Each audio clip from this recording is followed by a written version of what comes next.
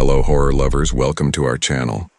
If you enjoy that spine-chilling sensation before going to sleep, you're in the right place. Before we begin, don't forget to subscribe to the channel. This is really important to me. Like the video, and don't forget to comment which city you're watching from. Leave your comment now because you'll probably fall asleep after this story. Your support helps us keep bringing the best horror stories. Now, turn off the lights, lie down, and get ready for a night of nightmares. The old Chevy's engine sputtered and died as I pulled up to the weathered Victorian house. Silence descended, broken only by the whisper of wind through the trees. I sat there, hands still gripping the steering wheel, staring at what would be my home for the foreseeable future. Well, Mark, I muttered to myself, this is it, your new beginning. As I stepped out of the car, the crunch of gravel under my feet seemed unnaturally loud. The house loomed before me, its faded paint and sagging porch a far cry from the charming retreat promised in the real estate listing. But it was cheap, isolated, and, most importantly, far from the memories I was trying to escape. I approached the porch steps, my footfalls echoing in the stillness.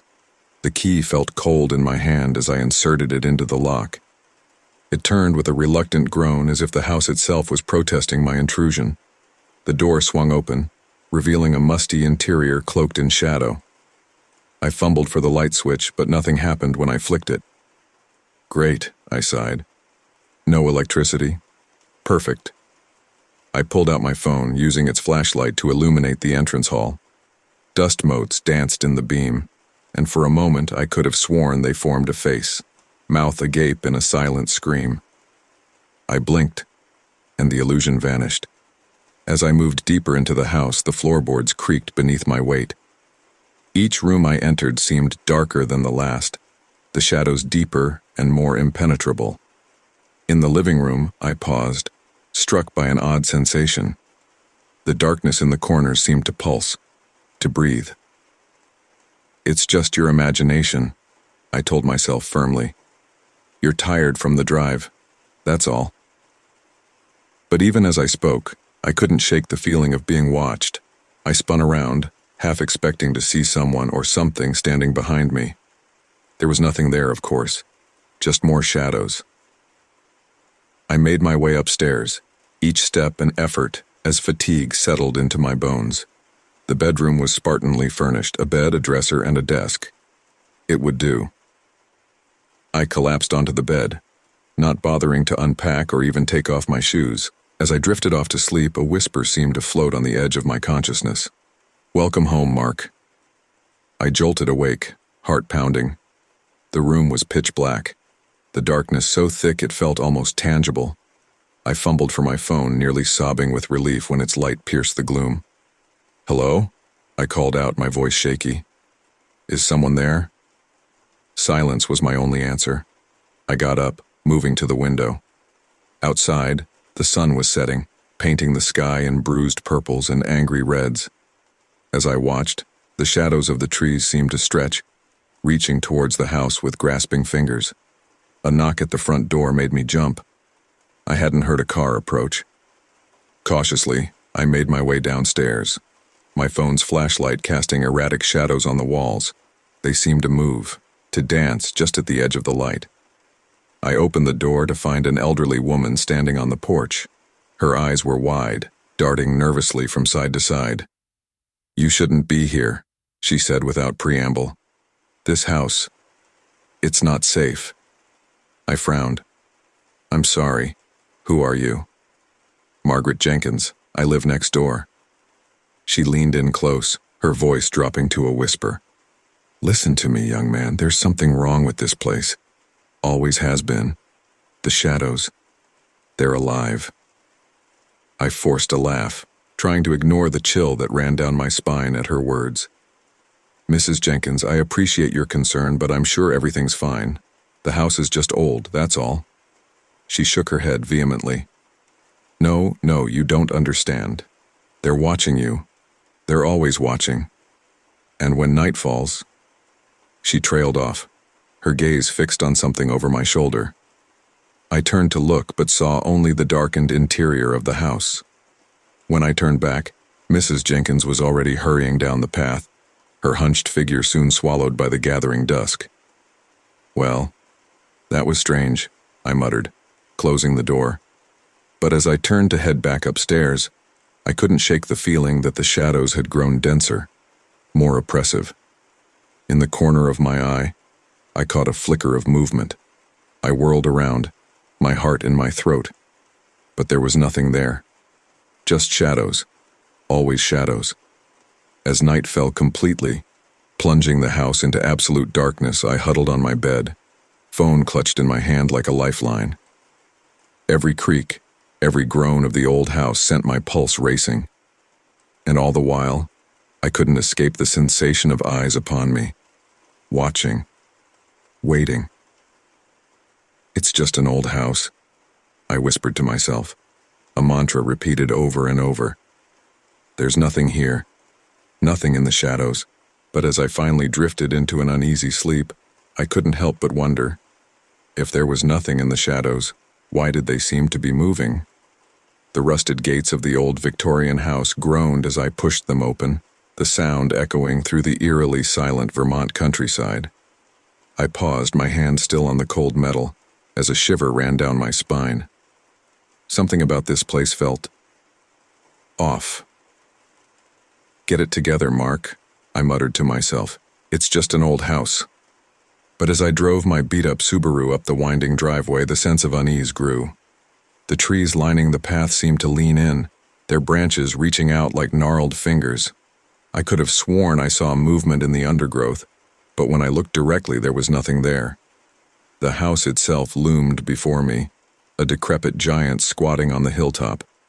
Its weathered facade was a patchwork of peeling paint and creeping ivy.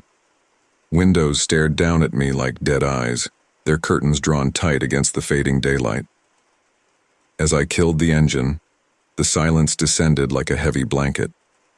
No birds chirped, no insects buzzed.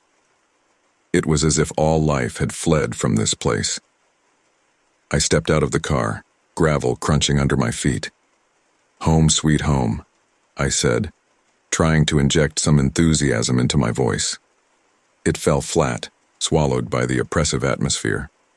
Grabbing my duffel bag from the trunk, I made my way to the front porch. Each step creaked ominously, as if warning me to turn back.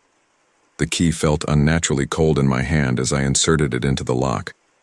The door swung open with a low moan, revealing a darkened interior. I fumbled for the light switch, but nothing happened when I flicked it. Damn, I cursed. Should have known the electricity wouldn't be on yet. I pulled out my phone, using its flashlight to illuminate the entrance hall. Dust motes danced in the beam, swirling in patterns that seemed almost deliberate. For a moment I could have sworn they formed a face, mouth agape in a silent scream. I blinked, and the illusion vanished. As I moved deeper into the house, the floorboards protested beneath my weight. Each room I entered seemed darker than the last, the shadows deeper and more impenetrable. In the living room I paused, struck by an odd sensation. The darkness in the corners seemed to pulse, to breathe. It's just your imagination, I told myself firmly. You're tired from the drive, that's all. But even as I spoke, I couldn't shake the feeling of being watched. I spun around, half expecting to see someone or something standing behind me. There was nothing there, of course. Just more shadows. I made my way upstairs, each step an effort as fatigue settled into my bones. The bedroom was spartanly furnished, a bed, a dresser, and a desk. It would do. I collapsed onto the bed, not bothering to unpack or even take off my shoes. As I drifted off to sleep, a whisper seemed to float on the edge of my consciousness. Welcome home, Mark. I jolted awake, heart pounding. The room was pitch black, the darkness so thick it felt almost tangible. I fumbled for my phone, nearly sobbing with relief when its light pierced the gloom. Hello? I called out, my voice shaky. Is someone there? Silence was my only answer. I got up, moving to the window. Outside, the sun was setting, painting the sky in bruised purples and angry reds. As I watched, the shadows of the trees seemed to stretch, reaching towards the house with grasping fingers. A knock at the front door made me jump. I hadn't heard a car approach. Cautiously, I made my way downstairs, my phone's flashlight casting erratic shadows on the walls. They seemed to move, to dance just at the edge of the light. I opened the door to find an elderly woman standing on the porch. Her eyes were wide, darting nervously from side to side. "You shouldn't be here," she said without preamble. "This house, it's not safe." I frowned. "I'm sorry, who are you?" "Margaret Jenkins, I live next door." She leaned in close, her voice dropping to a whisper. "Listen to me, young man. There's something wrong with this place. Always has been. The shadows, they're alive." I forced a laugh, trying to ignore the chill that ran down my spine at her words. "Mrs. Jenkins, I appreciate your concern, but I'm sure everything's fine. The house is just old, that's all." She shook her head vehemently. No, you don't understand. They're watching you. They're always watching. And when night falls..." She trailed off, her gaze fixed on something over my shoulder. I turned to look, but saw only the darkened interior of the house. When I turned back, Mrs. Jenkins was already hurrying down the path, her hunched figure soon swallowed by the gathering dusk. "Well, that was strange," I muttered, closing the door.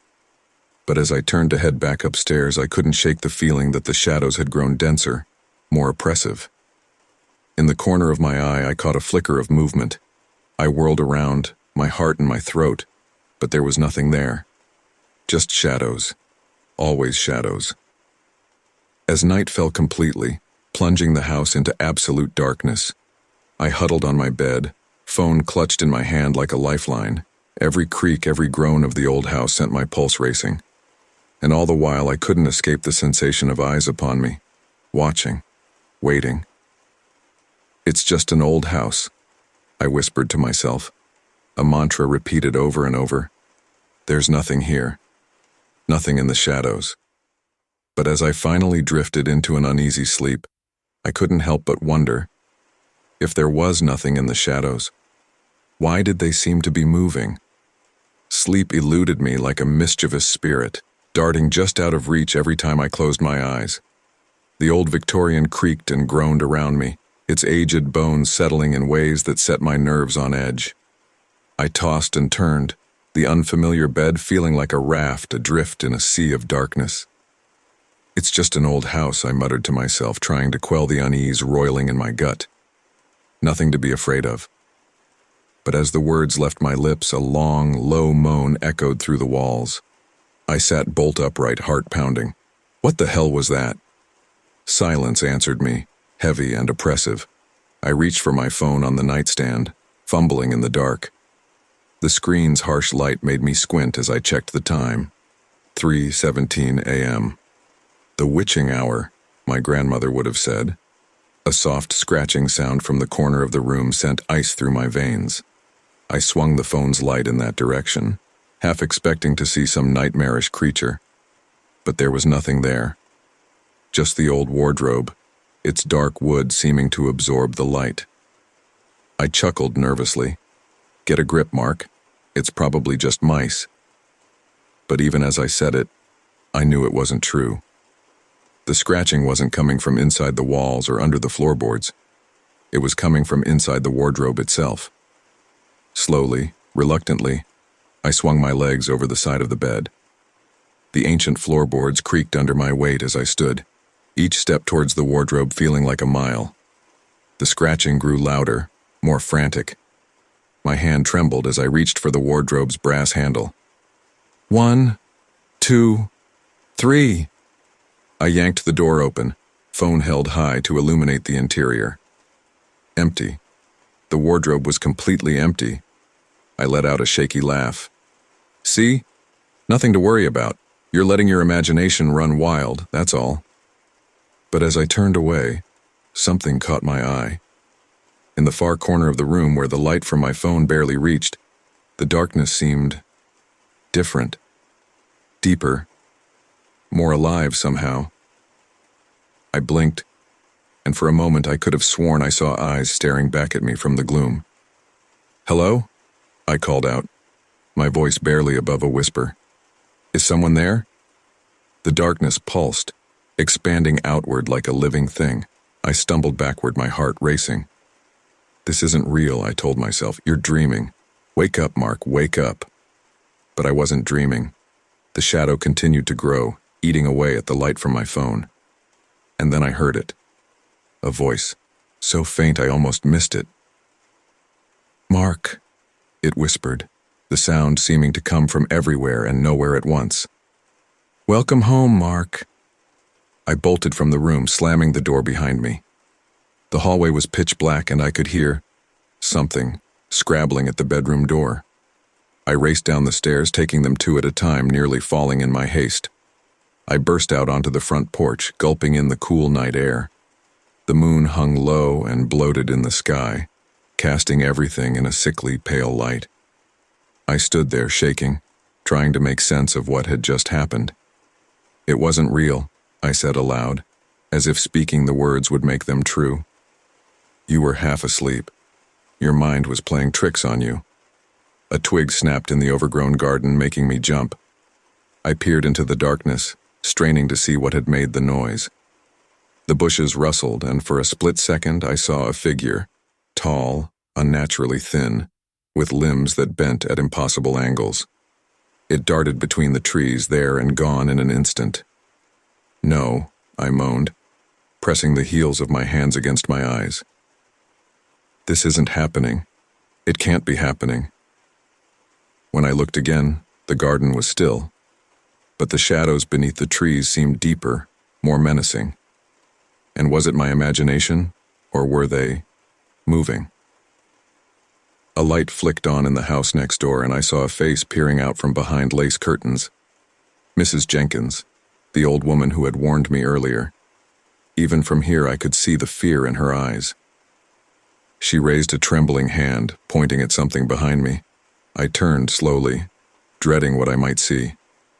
The front door of my house stood open, yawning blackness beyond. And in that darkness, something moved. Something that had no right to exist in our world. Oh God, I whispered, backing away. What have I gotten myself into? As if in answer, a cold wind swept across the porch, carrying with it a whisper that chilled me to my very soul. Home, Mark. You're home now. I ran. Down the overgrown path, past the rusted gates into the night, but even as I fled, I knew the truth that Mrs. Jenkins had tried to warn me about. The shadows were alive, and they had been waiting for me. As the first light of dawn broke over the hills, I found myself huddled in my car, parked on the side of a lonely country road. My hands shook as I turned the key in the ignition. Part of me wanted to drive away and never look back, but a larger part knew I couldn't. Whatever was in that house, whatever had been awakened by my presence, I couldn't just leave it there. I had to go back. I had to understand. As I put the car in gear and turned back towards the house, I couldn't shake the feeling that this was only the beginning. The shadows were waiting, and the night would come again. Morning light filtered through the dusty windows, casting long shadows across the creaky floorboards. I stood in the doorway of what would become my writing room, surveying the space with a mixture of anticipation and unease. The room was spacious, with high ceilings and built-in bookshelves lining one wall. A large, ornate desk dominated the center of the room, its surface marred by years of use. Well, I muttered to myself, this is where the magic is supposed to happen. I set my laptop down on the desk, the modern device looking out of place among the antique furnishings. As I pulled out the chair to sit down, a chill ran down my spine. For a moment, just a fleeting second, I could have sworn I saw someone sitting there, a shadowy figure hunched over the desk. I blinked and it was gone. Get it together, Mark, I chided myself. You're here to write, not to let your imagination run wild. I sat down, trying to shake off the uneasy feeling. The chair creaked ominously beneath me, and I couldn't help but feel like an intruder in someone else's space. I opened my laptop, the screen's glow a stark contrast to the room's antiquated ambiance. Hours passed as I tried to write, but the words wouldn't come. The cursor blinked mockingly on the empty page, and the silence of the house pressed in around me, Every so often, I'd catch movement out of the corner of my eye, a shadow shifting, a book seeming to move on its shelf. But when I looked directly, everything was still. As afternoon faded into evening, I decided to take a break. I stood up, stretching my stiff muscles, and moved to the window. The view overlooked the overgrown garden, the twisted trees casting long shadows across the unkempt lawn. For a moment I thought I saw a figure moving among the trees, but it was gone before I could focus on it. "This house is starting to get to me," I said aloud, my voice sounding unnaturally loud in the quiet room. As if in response, I heard a soft scratching sound behind me.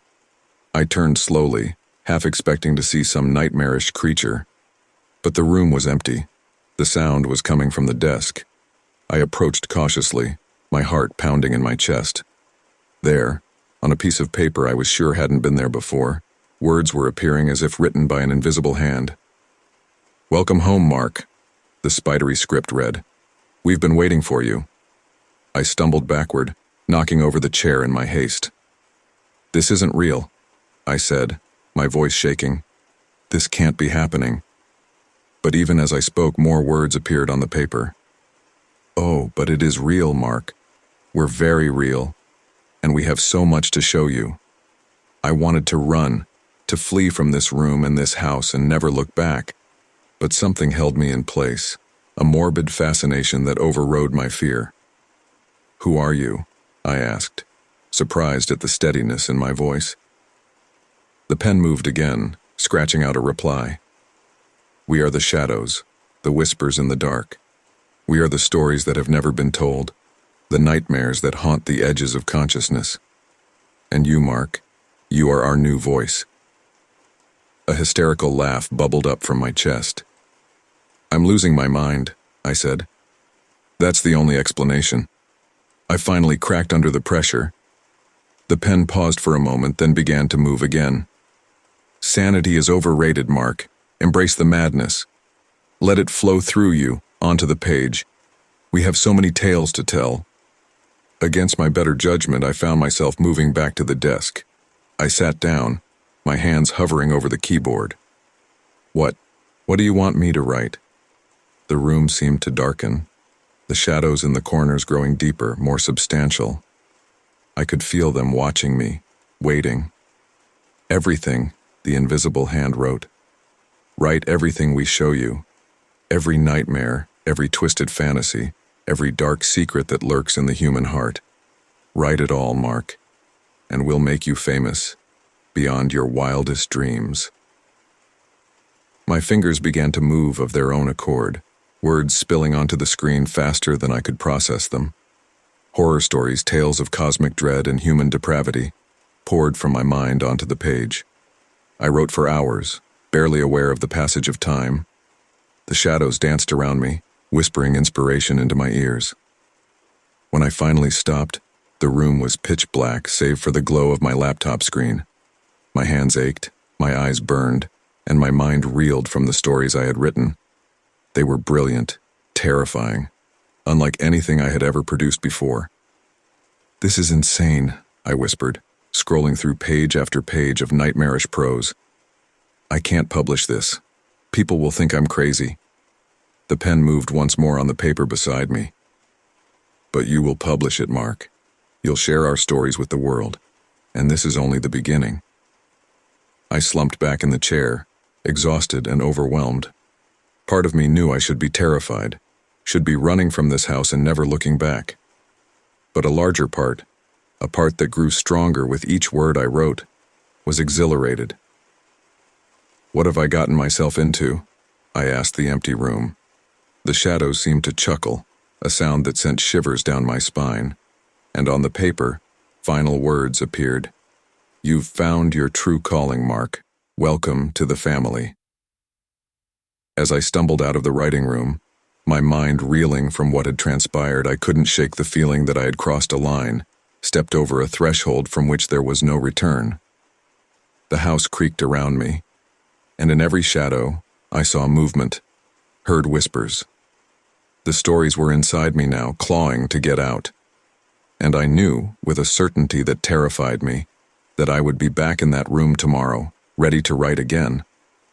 The shadows had found their voice, and I was powerless to resist. Days blurred into one another as I settled into a routine in the old Victorian house. Each morning, I'd wake with a sense of dread that I couldn't quite shake, only to convince myself it was just nerves about my new surroundings. But as the week wore on, I couldn't ignore the growing unease that seemed to permeate every corner of my new home. It started subtly at first. I'd be working at my desk, engrossed in writing, when movement in my peripheral vision would catch my attention. But when I'd look up, nothing would be there. Just the same old room, with its faded wallpaper and antique furnishings. "You're imagining things," I'd mutter to myself, trying to focus back on my work. But the incidents grew more frequent, more difficult to dismiss. The shadows in the house seemed to deepen, to stretch across the floor like grasping fingers. They appeared to move of their own accord, always just out of direct sight. One afternoon, as I was making tea in the kitchen, I noticed a particularly dark patch of shadow in the corner. As I watched, it seemed to pulse, to breathe. "Hello?" I called out, feeling foolish even as I did so. "Is someone there?" Silence answered me, but the shadow appeared to retreat further into the corner. I approached cautiously, my heart pounding in my chest. But when I reached the spot, there was nothing there, just the same old peeling wallpaper and dusty floorboards.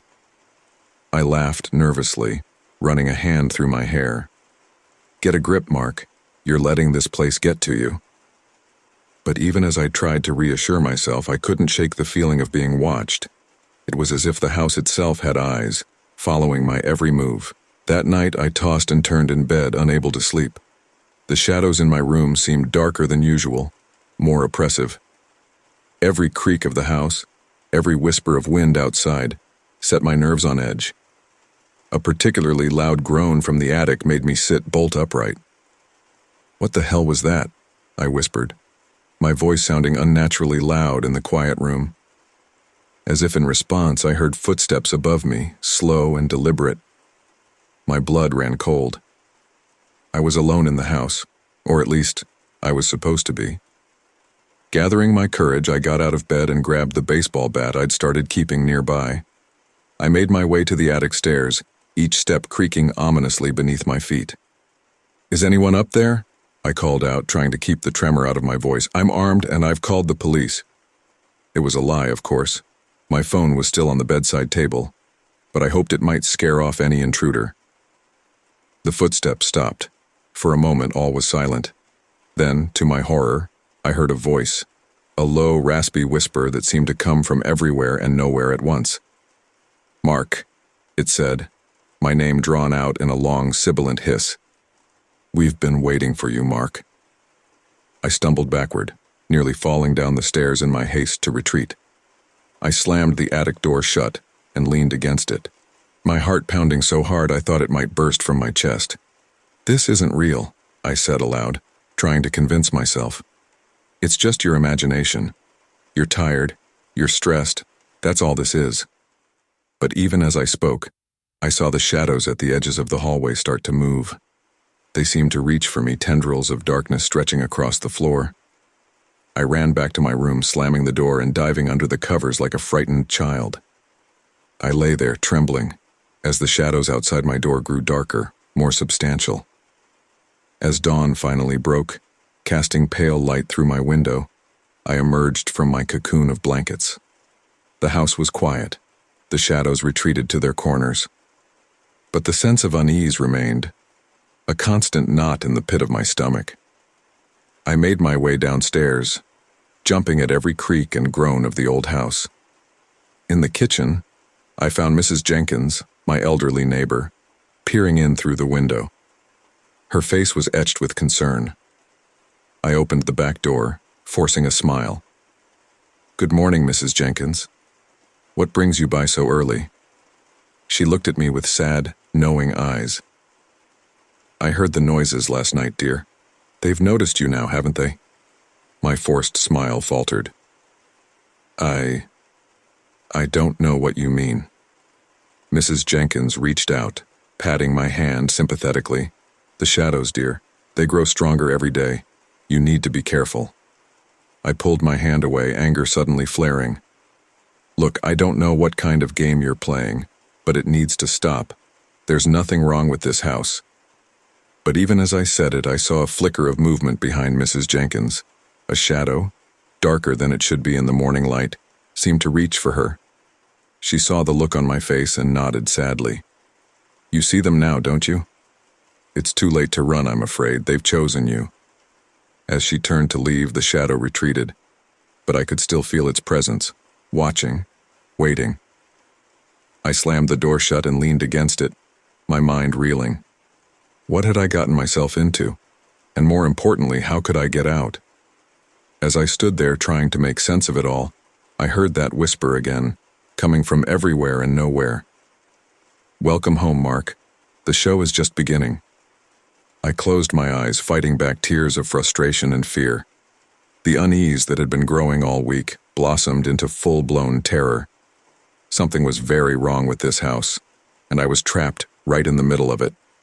The morning light struggled to penetrate the heavy curtains of my study, casting the room in a dim, almost twilight glow. I sat at my desk, surrounded by stacks of books and papers, my laptop open before me.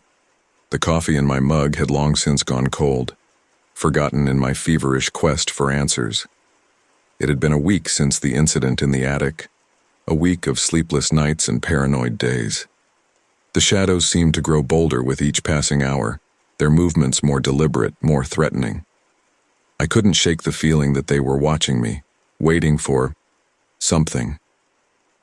This is insane, I muttered to myself, rubbing my tired eyes. There has to be a logical explanation. But logic seemed to have abandoned this house long ago. I turned back to my laptop, scrolling through yet another page of local history. The house, I had discovered, had a dark past. Built in the late 1800s by a reclusive businessman named Jeremiah Blackwood, it had been the site of numerous unexplained deaths and disappearances over the years. A knock at the door startled me from my research. I jumped, knocking over a stack of books in the process. "Who is it?" I called out, my voice shakier than I'd like to admit. "It's Mrs. Jenkins, dear," came the muffled reply. "I brought you some of my homemade soup. You look like you could use a good meal." I hesitated for a moment, then got up to open the door. Mrs. Jenkins stood there, a covered dish in her hands and concern etched on her weathered face. "Thank you," I said, taking the dish.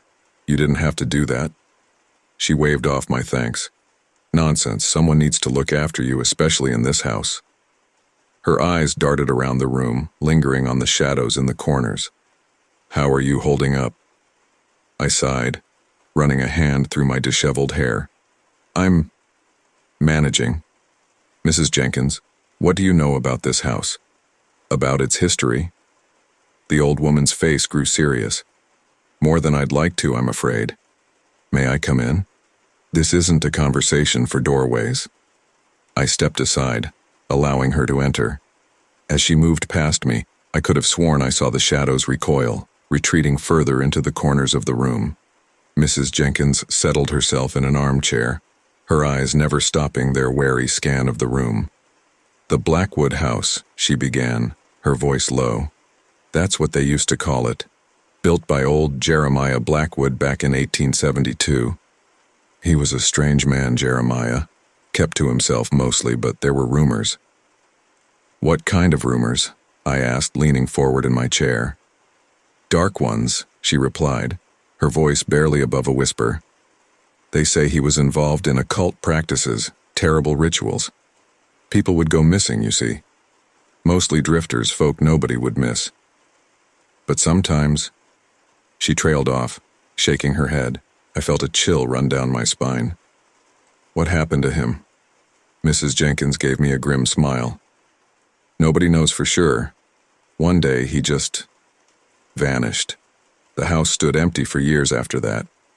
Nobody wanted to live here, said it was cursed." I glanced around the room at the shadows that seemed to pulse with a life of their own. "And the other deaths? The disappearances?" "Ah, you've been doing your research?" She nodded approvingly. "Yes, there have been others over the years. Families would move in, full of hope for their new home. But it never lasted. Some would flee in the night, leaving everything behind. Others... She paused, her eyes growing distant. Others were never seen again. A heavy silence fell over the room. In the corner of my eye, I saw a shadow move, stretching across the floor like a grasping hand. I blinked, and it was gone. "Mrs. Jenkins," I said, my voice low. "What's really going on in this house?" The old woman looked at me, her eyes filled with a mixture of pity and fear. "You've seen them, haven't you? The shadows?" I nodded, unable to find my voice. She sighed heavily. "I was afraid of that. They've noticed you, then. It's already begun." "What's begun?" I demanded, frustration and fear making my voice sharp. "Please, I need to understand what's happening to me." Mrs. Jenkins leaned forward, her voice dropping to a whisper. "The house, dear. It's alive in a way. Or perhaps it's more accurate to say it's a gateway, a portal to something else, something dark and hungry."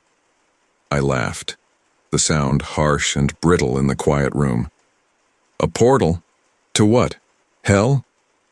"Perhaps," she replied, her face deadly serious. "Or to somewhere even worse. The shadows you see, they're not just shadows. They're entities, creatures from the other side, and they're always looking for a way in." I stood up abruptly, pacing the room. "This is insane. Portals, shadow creatures. It sounds like something out of a bad horror movie." "I know how it sounds," Mrs. Jenkins said softly. "But you've seen them, haven't you? You felt their presence. Deep down, you know I'm telling the truth." I stopped pacing, my shoulders slumping in defeat. She was right. As much as I wanted to deny it, to cling to some semblance of rationality, I knew that what she was saying was true. I had felt it from the moment I stepped into this house. "What do they want?" I asked, sinking back into my chair. "A way in," she replied. "A host. Someone to open the door, so to speak." I felt the blood drain from my face. "And they've chosen me?" Mrs. Jenkins nodded solemnly. "I'm afraid so. It's why I tried to warn you when you first arrived. But once they've set their sights on someone, it's difficult to escape." "There has to be a way," I said, desperation creeping into my voice. "Some way to stop them, to close this portal." The old woman was quiet for a long moment, her eyes distant as if remembering something from long ago. "There might be a way," she said finally. "But it's dangerous. Very dangerous." I leaned forward eagerly. "Tell me. Please, I'll do anything." Mrs. Jenkins fixed me with a stern gaze. "Be careful what you promise, young man. The price may be higher than you're willing to pay." "I don't care," I said firmly. "I can't live like this. Always afraid, always watching the shadows. I need to end this one way or another." She nodded, seemingly satisfied with my resolve. "Very well. There's a book, an ancient tome that Jeremiah Blackwood supposedly used in his rituals. It's said to contain the knowledge to open and close portals to other realms." "Where is this book?" I asked, already reaching for a pen to take notes. "That's the problem," Mrs. Jenkins sighed. "Nobody knows for sure. Some say Blackwood hid it somewhere in the house before he disappeared. Others believe it was lost years ago." I felt my heart sink. "So we're back to square one." "Not necessarily," she replied, a glint in her eye. "I might know someone who can help, an expert in local history and unusual phenomena." Hope flared in my chest. "Who?" "His name is Dr. Elias Thorne. He's a professor at the local university, specializing in folklore and occult studies. If anyone can help you find that book, it's him." I scribbled down the name, a plan already forming in my mind. "Thank you, Mrs. Jenkins.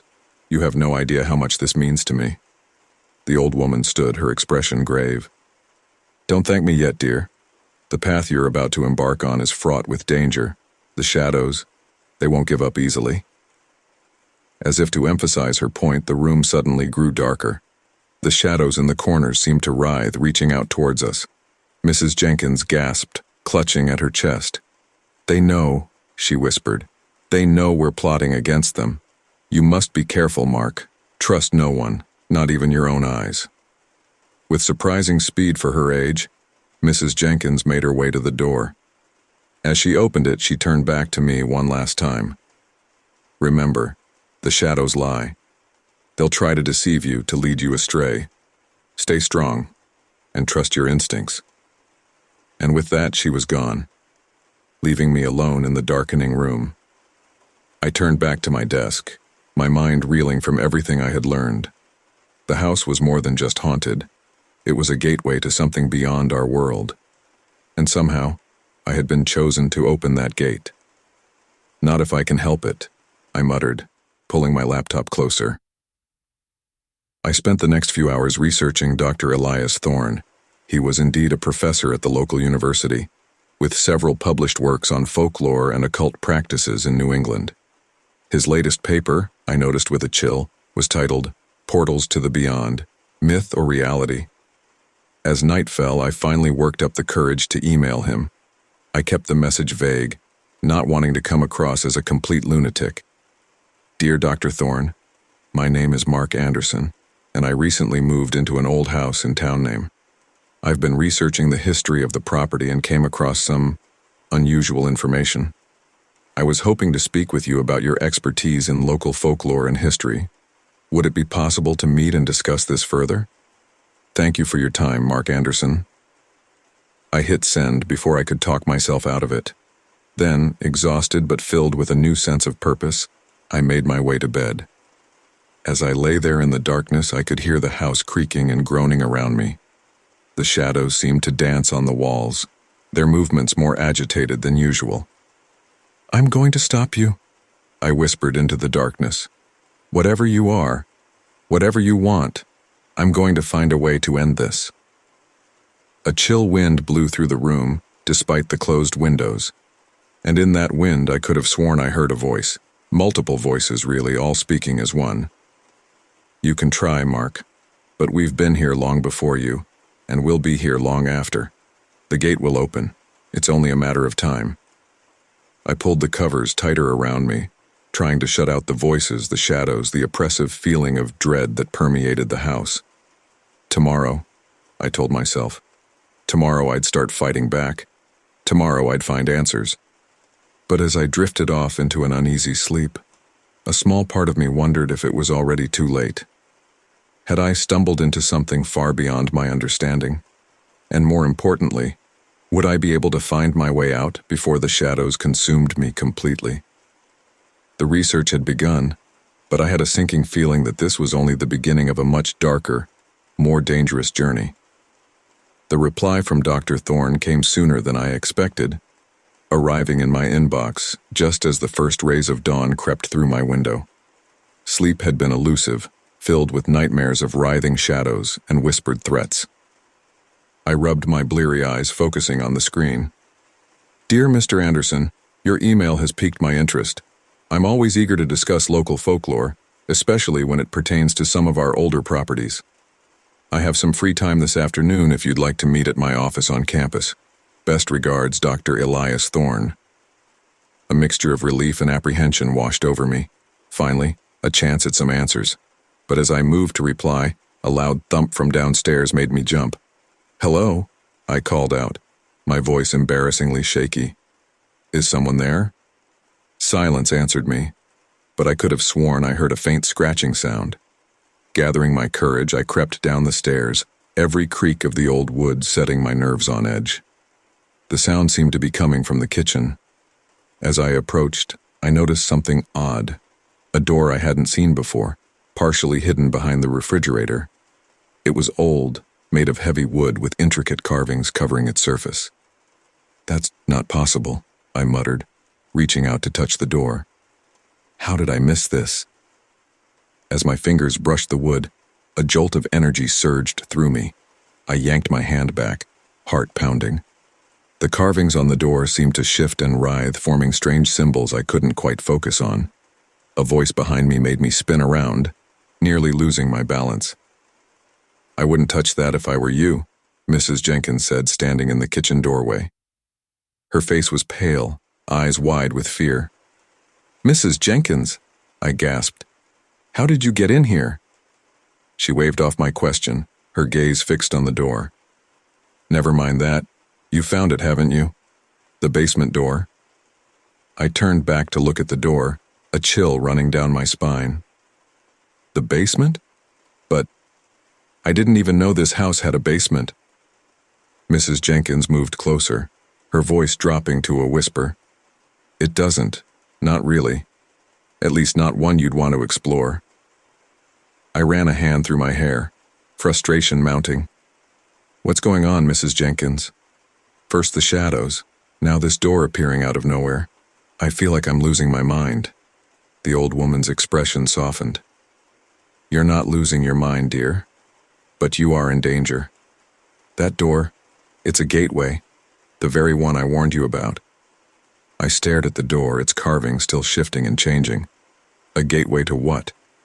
"To them," she replied simply.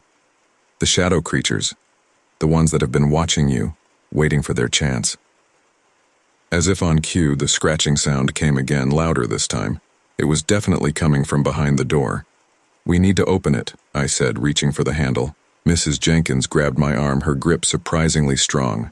"No, that's exactly what they want. Once that door is opened, there's no closing it.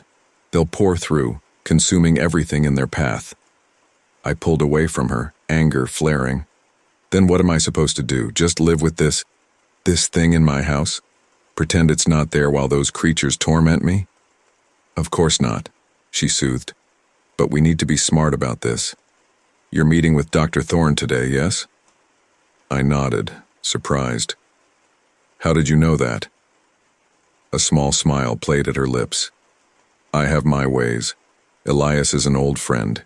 He'll be able to help you understand what you're dealing with." The scratching intensified, and I could have sworn I heard whispers coming from behind the door.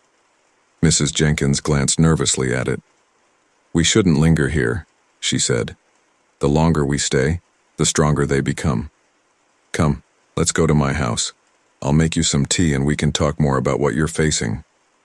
I hesitated, torn between my curiosity about the door and my fear of what might lie behind it. In the end, self-preservation won out. I followed Mrs. Jenkins out of the kitchen, but not before casting one last glance at the basement door. For a moment, I could have sworn I saw a dark tendril seeping out from beneath it. At Mrs. Jenkins' house, which was cluttered but cozy, I sat at her kitchen table nursing a cup of strong tea. The normalcy of the setting was a stark contrast to the madness I'd been experiencing. "Now then," Mrs. Jenkins said, settling into the chair across from me. "Tell me everything you've experienced since moving into that house. Don't leave anything out, no matter how strange it might seem." So I did. I told her about the moving shadows, the whispers in the night, the feeling of being constantly watched. I told her about my nightmares, vivid and terrifying, where I was chased through endless dark corridors by things I couldn't quite see. And I told her about the research I'd been doing, trying to understand the house's history. Mrs. Jenkins listened intently, her brow furrowed in concentration. When I finished, she was quiet for a long moment. "It's worse than I feared," she finally said. "They've latched onto you, Mark. They've chosen you as their conduit." "Conduit?"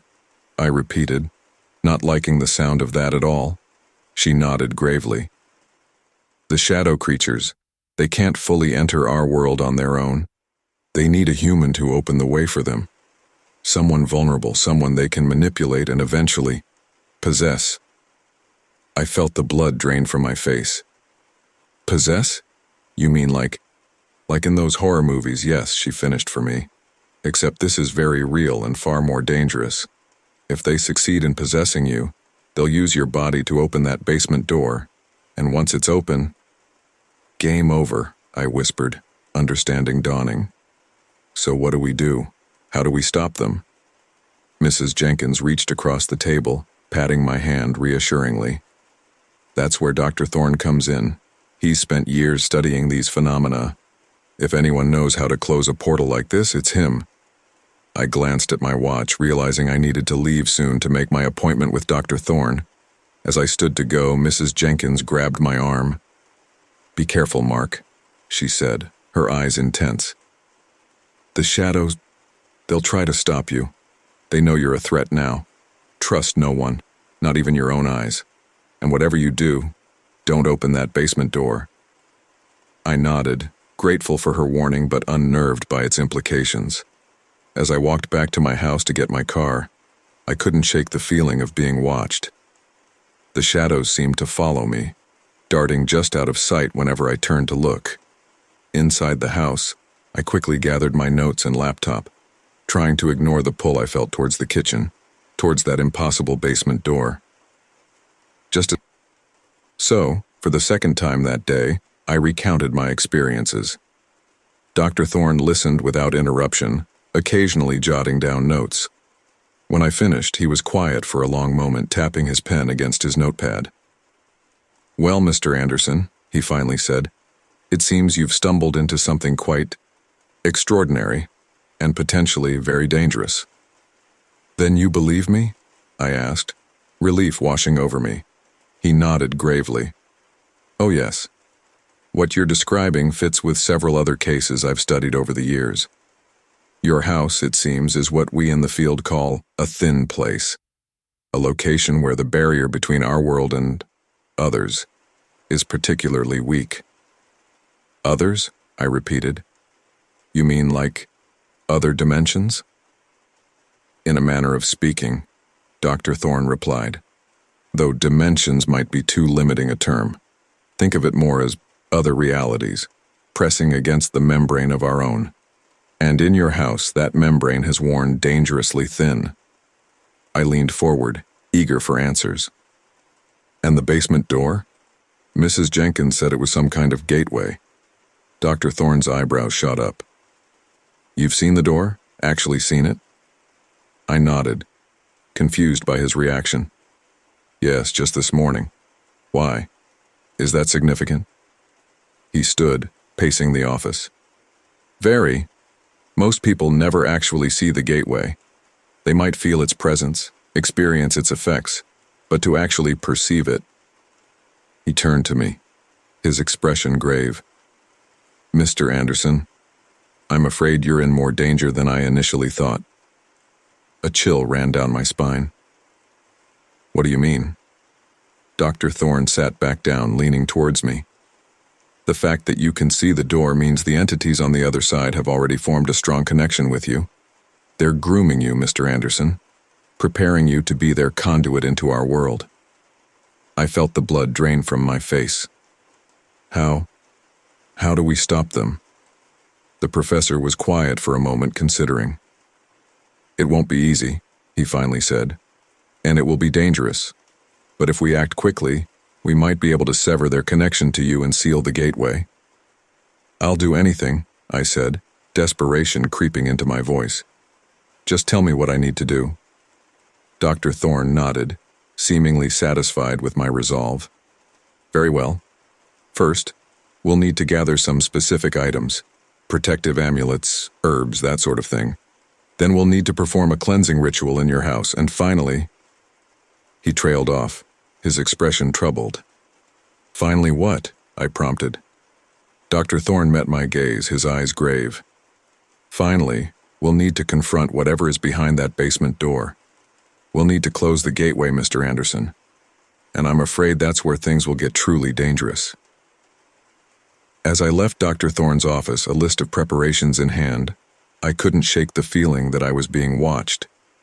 The shadows on campus seemed darker, more alive, and as I got into my car, I could have sworn I heard a whisper on the wind. "You can't escape us, Mark. No matter where you go, no matter what you do, we'll be waiting. The door will open. It's only a matter of time." I sped home, my mind reeling from everything I had learned. The basement door, the gateway to another reality, the danger I was in. It all seemed too fantastical to be real. And yet, I knew in my bones that every word was true. As I pulled up to my house, I steeled myself for what was to come. The battle for my soul, and perhaps for the very fabric of reality, was about to begin, and I had no idea if I was ready for it. The old Victorian creaked and groaned around me as I prepared for bed, each sound setting my nerves on edge. After my meeting with Dr. Thorne, I had spent the evening gathering the items he had listed: sage for cleansing, salt for protection, and an assortment of herbs and crystals whose purposes I didn't fully understand. Now, exhausted but wary, I was ready to attempt sleep. As I lay in bed staring at the shadows dancing on the ceiling, I couldn't shake the feeling of dread that had settled in the pit of my stomach. Dr. Thorne's words echoed in my mind. "They're grooming you, Mr. Anderson, preparing you to be their conduit into our world." I must have drifted off at some point because suddenly I was no longer in my bedroom. I found myself standing in a long, dark corridor.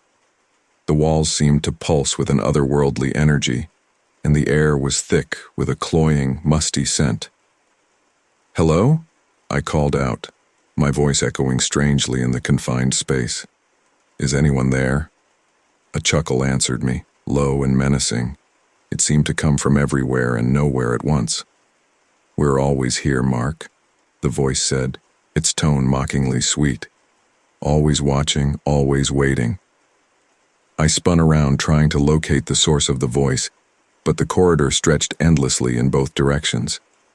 "This isn't real," I said aloud, trying to convince myself. "It's just a dream. Wake up, Mark. Wake up." The chuckle turned into full-blown laughter, the sound grating against my nerves like nails on a chalkboard. "Oh, but it is real, Mark," the voice said. "More real than you can possibly imagine." Suddenly, the corridor began to shift and warp. The walls bulged and twisted, taking on grotesque, almost organic forms. And from these writhing walls, shapes began to emerge, shadowy figures with glowing red eyes and grasping claws. I ran, my heart pounding in my chest. The corridor seemed to stretch on forever, the shadowy figures always just a step behind me. Their whispers filled my ears, promises of power mixed with threats of unimaginable torment. "You can't escape us, Mark," they hissed. "We're part of you now. Open the door. Let us in." I shook my head, trying to clear it. "No, I won't do it. You can't make me." Just as the shadows were about to overtake me, I saw a door ahead. It was the basement door from my kitchen, its carved surface now glowing with an eerie blue light. Without thinking, I reached for the handle. "Yes," the shadows cried in unison. "Open it! Free us!" My hand was on the doorknob, ready to turn it, when a new voice cut through the chaos. "Mark, don't do it!" I turned to see Mrs. Jenkins standing behind me, her face etched with concern. "Mrs. Jenkins," I said, confused, "what are you doing here?" She reached out to me, her eyes pleading. "This is a trick, Mark. They're trying to manipulate you. Don't open that door." I looked back at the door, then at the approaching shadows. My head was spinning, reality and nightmare blurring together. I don't know what to do," I said, my voice breaking. Mrs. Jenkins stepped closer, her voice gentle but firm. "You need to wake up, Mark. This is your mind, your dream. You have the power here, use it." I closed my eyes, concentrating hard. "Wake up," I muttered. "Wake up, wake up, wake up." I jolted awake with a gasp, my sheets soaked with sweat. The bedroom was dark, but I could have sworn I saw shadows retreating into the corners as my eyes adjusted. Shaking, I reached for my phone. It was 3:17 a.m., the witching hour.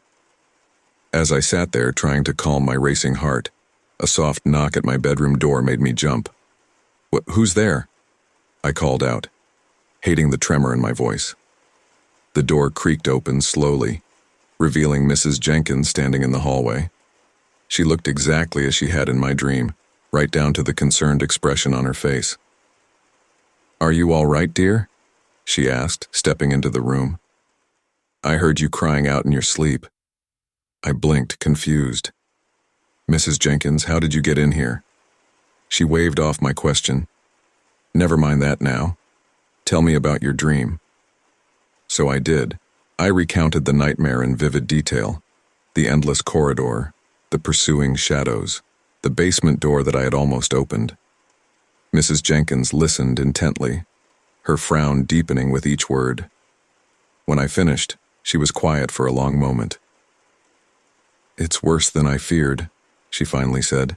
"They're getting stronger, more insistent. We need to act quickly." I nodded, running a hand through my sweat-soaked hair. Dr. Thorne gave me a list of things to gather. He said we need to perform a cleansing ritual. Mrs. Jenkins's eyes lit up. "Ah, yes. Elias always was thorough. Did you get everything on the list?"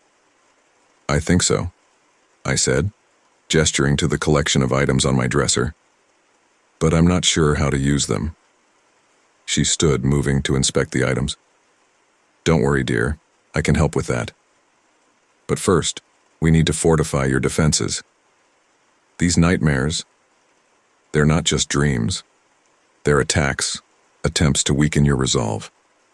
I swung my legs over the side of the bed, suddenly feeling exposed in just my pajamas. "How do we stop them?" Mrs. Jenkins turned to me, her expression serious. "We can't stop them entirely, not yet. But we can make it harder for them to reach you. Come, let's prepare a protective circle for you to sleep in." For the next hour, Mrs. Jenkins guided me through the process of creating a protective circle around my bed. We used salt to draw the circle, placing crystals at cardinal points and burning sage to cleanse the space. As we worked, Mrs. Jenkins explained more about what we were facing. These entities, they feed on fear and negative energy.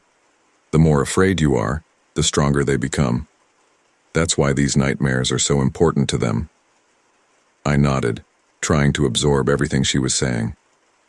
"So if I can control my fear, you can weaken them," she finished for me. "Exactly. It won't be easy, but it's crucial." Finally, the protective circle was complete. Mrs. Jenkins stepped back, surveying our work with a critical eye. "It's not perfect, but it should help.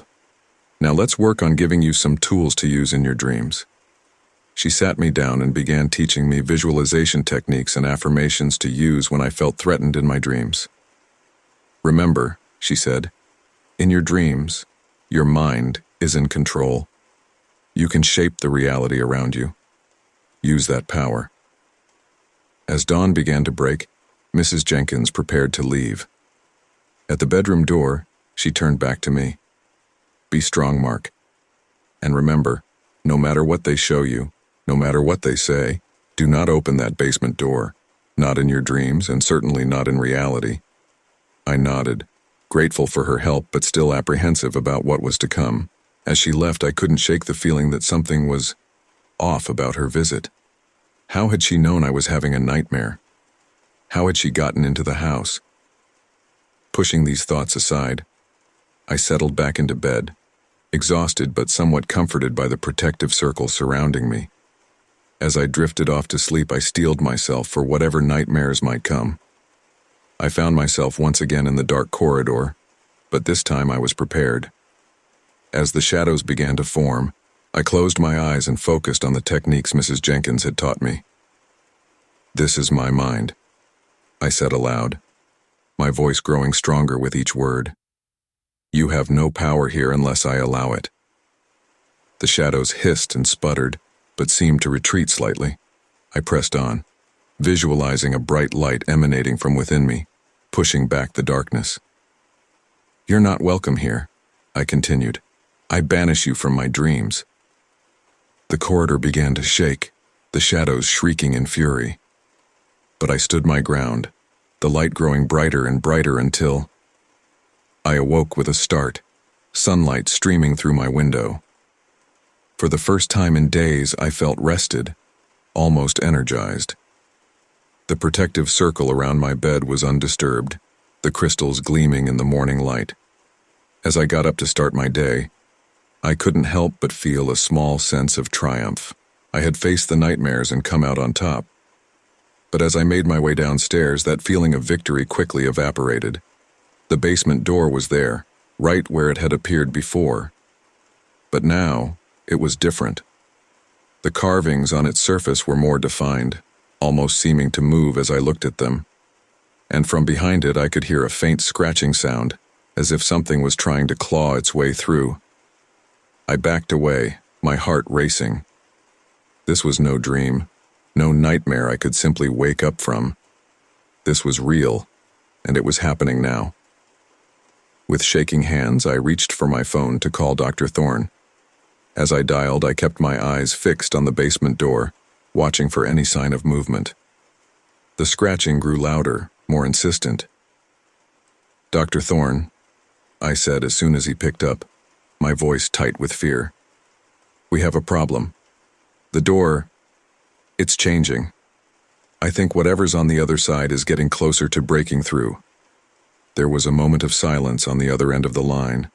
Then, Dr. Thorne's voice, tense and urgent. "Don't move, Mr. Anderson. Don't touch the door. I'm on my way. And whatever you do, don't let anyone else into the house, not even Mrs. Jenkins, do you understand?" I frowned, confused by his last instruction. "Not even Mrs. Jenkins? But she's been helping me. She was here last night, she showed me how to—" "Mark," Dr. Thorne cut me off, his voice deadly serious. "Listen to me very carefully. Mrs. Jenkins passed away 3 days ago. Whoever or whatever was in your house last night, it wasn't her." The phone slipped from my suddenly numb fingers, clattering to the floor. The scratching from behind the basement door grew to a fevered pitch, and I could have sworn I heard laughter, Mrs. Jenkins' laughter, echoing from every shadow in the house. The nightmares, it seemed, had followed me into the waking world, and I had a sinking feeling that the worst was yet to come. My mind reeled from Dr. Thorne's revelation about Mrs. Jenkins. If she had died 3 days ago, who or what had been in my house last night? The implications were too terrifying to contemplate. I paced the kitchen, keeping a wary eye on the basement door, its carvings seeming to writhe and pulse in my peripheral vision. A sharp knock at the front door made me jump. My heart raced as I approached, Dr. Thorne's warning echoing in my mind. Don't let anyone else into the house. But I needed answers, and whoever was on the other side might have them. Taking a deep breath, I opened the door a crack. An elderly woman stood on my porch, but it wasn't Mrs. Jenkins. This woman was taller, with silver hair pulled back in a severe bun and piercing blue eyes that seemed to look right through me. "Mr. Anderson?" she asked, her voice sharp and clear. "I'm Edith Blackwood. I live down the street, and I think it's high time we had a chat." I hesitated, torn between my need for information and Dr. Thorne's warning. "I'm sorry, Mrs. Blackwood, but I'm not sure I should—" She cut me off with a wave of her hand. "Oh, I'm well aware of the dangers, young man. Probably more so than you. But we don't have time for pleasantries. They're watching, and they're growing stronger by the minute." A chill ran down my spine at her words. "You know about them? The shadows?" Mrs. Blackwood nodded grimly. "I know more than I'd like to, I'm afraid. Now, are you going to invite me in? Or shall we have this conversation where they can hear every word?" Against my better judgment, I stepped aside to let her enter. As she passed, I noticed she was carrying a large leather-bound book under her arm. Once inside, Mrs. Blackwood wasted no time. She strode purposefully to the kitchen, her eyes immediately locking onto the basement door. "Ah," she said softly. "So it's shown itself to you already. We may have less time than I thought." I followed her, questions bubbling up faster than I could voice them. "Mrs. Blackwood, what's going on? What do you know about all this?" She turned to face me, her expression grave. "I know that you've stumbled into something far more dangerous than you realize, Mr. Anderson. I know that the shadows that plague this house are merely servants of something far worse. And I know that if we don't act quickly, you'll become the conduit for a darkness that will consume not just this town, but potentially the entire world." I sank into a kitchen chair, my legs suddenly feeling weak. "But How do you know all this? Mrs. Blackwood's eyes softened slightly. Because, my dear boy, I've seen it happen before. You see, Jeremiah Blackwood wasn't just the man who built this house. He was my great-grandfather. She set the book she'd been carrying on the table. Its cover was worn leather, inscribed with symbols that hurt my eyes to look at directly. This, she said, is Jeremiah's journal. It details everything he discovered about the entities on the other side of that door and the terrible price he paid for that knowledge. I reached out to touch the book, but Mrs. Blackwood quickly pulled it away. Careful, she warned. Some of the pages are reactive to human touch. Now, let me tell you a story, Mr. Anderson. A story about a man's obsession, a door to another world, and the shadows that have haunted my family for generations. As Mrs. Blackwood spoke, the kitchen seemed to fade away. I could almost see the events she described unfolding before my eyes. Jeremiah Blackwood was a scholar, she began, obsessed with the idea of other dimensions, other realities pressing against our own. He built this house as a focal point, a place where the veil between worlds was thin. For years he conducted experiments, trying to pierce that veil. She paused, her eyes distant. And then one night he succeeded. He opened a doorway to somewhere else, a place of darkness and chaos, populated by entities that had been waiting eons for such an opportunity. I shuddered, remembering the whispers I'd heard, the shadows I'd seen. What happened then? Mrs. Blackwood's voice dropped to a near whisper. The entities poured through. They took possession of Jeremiah, using his body to maintain the gateway. My grandmother, just a child then, witnessed it all. She managed to banish the entities back to their realm and seal the gateway, but the cost was high. Jeremiah was lost, consumed by the very forces he had sought to control. She looked at me intently. But the gateway wasn't destroyed, merely closed. The house remembers, Mr. Anderson. The shadows remember, and now they've chosen you to be their new conduit. I stood up abruptly, unable to sit still under the weight of this revelation. But why me? I'm nobody special. I'm just a writer looking for a quiet place to work. Mrs. Blackwood smiled sadly. It's not about being special, my dear. It's about being vulnerable. The entities are drawn to creative minds, to people with rich inner worlds. Your imagination, your ability to shape worlds with your words, that makes you an ideal vessel for their influence. A horrible thought struck me. Mrs. Jenkins, was she? The old woman nodded solemnly. A victim, yes. The entities have been growing stronger, more able to manifest in our world. They likely used her form to gain your trust, to manipulate you. I felt sick. It was in my house last night, showing me how to protect myself. But it was all a lie, wasn't it? I'm afraid so, Mrs. Blackwood confirmed. They're cunning, these entities. They'll use any trick, any form to achieve their goals. Which is why we must act quickly. She opened the journal, flipping through pages covered in dense writing and disturbing diagrams. Jeremiah discovered a ritual that can seal the gateway permanently, banishing the entities back to their realm. But it's dangerous, Mr. Anderson. Very dangerous. I leaned forward, hope warring with fear in my chest. What do we need to do? Mrs. Blackwood met my gaze, her blue eyes intense. The ritual must be performed in the heart of their power, behind that basement door. We'll need to open the gateway fully, confront the entities on their own ground, and then seal it from the other side. I felt the blood drain from my face. From the other side? You mean? She nodded grimly.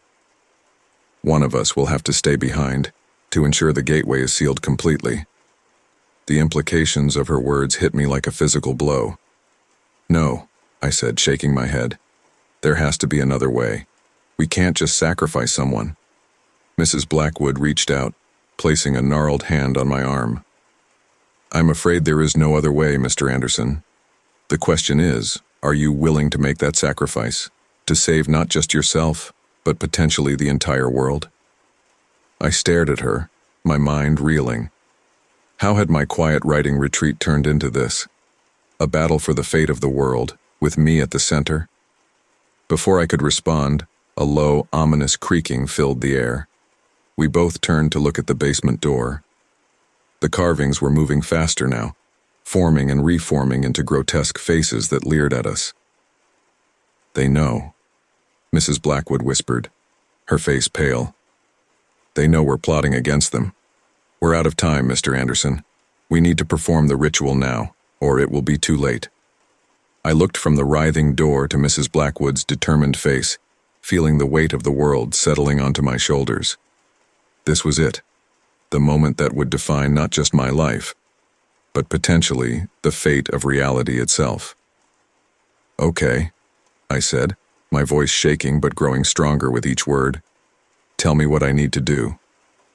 Mrs. Blackwood nodded approvingly, already pulling items from her large handbag, candles, herbs, a wicked-looking knife with strange symbols etched into its blade.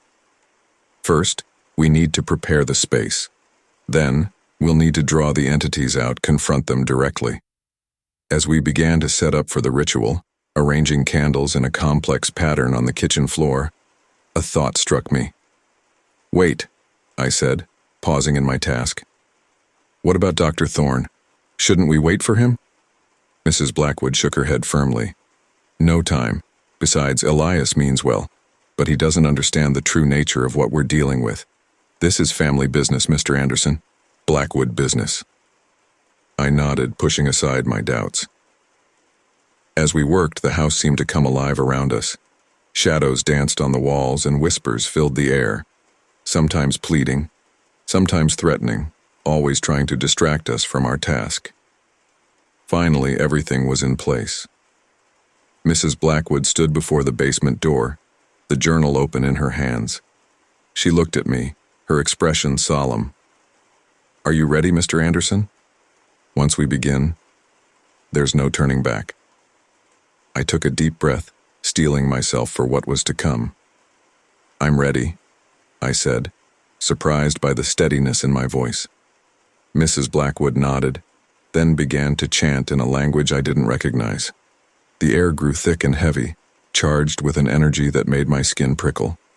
The carvings on the door began to glow with an eerie blue light. Suddenly, a wind whipped through the kitchen, extinguishing the candles and plunging us into darkness. I heard Mrs. Blackwood cry out and then... silence. "Mrs. Blackwood?" I called out, my voice swallowed by the oppressive darkness. "Are you okay?" No answer came. I fumbled for my phone, using its light to illuminate the kitchen. Mrs. Blackwood was gone. The basement door stood open, revealing a swirling vortex of shadows beyond. From within that vortex, I heard a voice, not Mrs. Blackwood's, but one I recognized all too well. It was the voice from my nightmares, the one that had been whispering to me since I first entered this house. "Come, Mark," it said, its tone mockingly sweet. "The door is open. Your destiny awaits." I stood there, frozen in indecision. Every instinct screamed at me to run, to flee this house and never look back. But I knew I couldn't. Whatever lay beyond that door, whatever cosmic horror awaited me, I had to face it. Not just for my own sake, but for the sake of everyone and everything I'd ever known or loved. Taking a deep breath, I stepped forward, into the swirling vortex of shadows. The basement door slammed shut behind me, and I felt myself falling, tumbling through a darkness deeper than anything I'd ever experienced. As I fell, I heard the voice again, laughing triumphantly. "Welcome home, Mark," it said. "We've been waiting for you." And then there was nothing but the darkness, and the knowledge that my real nightmare was only just beginning. The darkness was absolute, pressing against my eyes like a physical force. I couldn't tell if I was still falling or if I had landed somewhere in this otherworldly abyss. My heart pounded in my chest, each beat echoing in the void around me. "Hello?" I called out, my voice sounding small and insignificant in the vastness. "Mrs. Blackwood, are you here?" No answer came, but I felt a shift in the air around me. The darkness began to thin, like fog dissipating in the morning sun. Slowly, shapes started to form in the gloom, twisted, impossible shapes that hurt my eyes to look at directly. As my vision adjusted, I realized I was standing in what appeared to be a vast, cavernous space. The walls, if you could call them that, seemed to pulse and writhe with a life of their own, and everywhere there were shadows, deeper than the darkest night, moving with a purpose that sent chills down my spine. "Welcome, Mark," a voice said, seeming to come from everywhere at once. It was the same voice I'd heard in my nightmares, the one that had been whispering to me since I first entered the house. "We've been eagerly awaiting your arrival." I spun around, trying to locate the source of the voice. "Who are you? What is this place?" A chuckle echoed through the cavern. "Who we are is not important. What we are, however, that's the real question, isn't it?" As if on cue, the shadows began to coalesce, forming into grotesque figures that lurked at the edges of my vision. They were vaguely humanoid, but wrong in ways I couldn't quite define. Too tall, too thin, with limbs that bent at impossible angles. One of the shadow figures stepped forward, its features shifting and changing like smoke in the wind. "We are the forgotten," it said, its voice a rasping whisper. "The discarded dreams and nightmares of countless realities, and you, Mark, are our ticket to a new existence." I backed away, my heart racing. "I don't understand. What do you want from me?" The shadow being's face settled into a grotesque approximation of a smile. "We want what all beings want, Mark. We want to live, to grow, to expand beyond the confines of this prison reality has placed us in. And we need you to make that happen," another voice chimed in. I turned to see another shadow figure, this one taking on a form that was horrifyingly familiar. "Mrs. Jenkins?" I gasped, recognizing the elderly woman's features in the writhing darkness. The thing wearing Mrs. Jenkins' face smiled, the expression far too wide to be natural. "In a manner of speaking," it said. "We borrowed her form, her memories. It made it easier to gain your trust, to guide you towards your destiny." Anger flared in my chest, momentarily overriding my fear. "You used her. You violated her memory." The Mrs. Jenkins shadow shrugged, the movement oddly fluid. "She was already gone. We simply repurposed what was left behind." I shook my head, trying to clear it. "This is insane. I won't help you. I won't be your conduit or whatever you're planning." The first shadow being moved closer, its form rippling and changing. "Oh, but you will, Mark. You see, you don't have a choice. The moment you stepped through that door, you became ours." Panic clawed at my throat. I turned, looking for an escape route, but the cavern seemed to stretch endlessly in all directions. The shadow beings were closing in, their forms becoming more solid, more real with each passing moment. "No," I said, my voice shaking. "This isn't real. It's just another nightmare. I can wake up. I can control this." I closed my eyes, concentrating hard on the techniques Mrs. Jenkins, the real Mrs. Jenkins, had taught me. "This is my mind," I muttered. "You have no power here unless I allow it." The shadows hissed and sputtered, seeming to retreat slightly. Encouraged, I pressed on, visualizing a bright light emanating from within me, pushing back the darkness. For a moment, it seemed to be working. The cavern flickered, the writhing walls replaced by the familiar surroundings of my kitchen. But then, just as quickly, the illusion shattered. "A valiant effort," the first shadow being said, its tone mocking. "But this is no dream, Mark. This is reality, our reality. And here, we are gods." With a wave of its shadowy appendage, pain exploded behind my eyes. I fell to my knees, gasping for breath.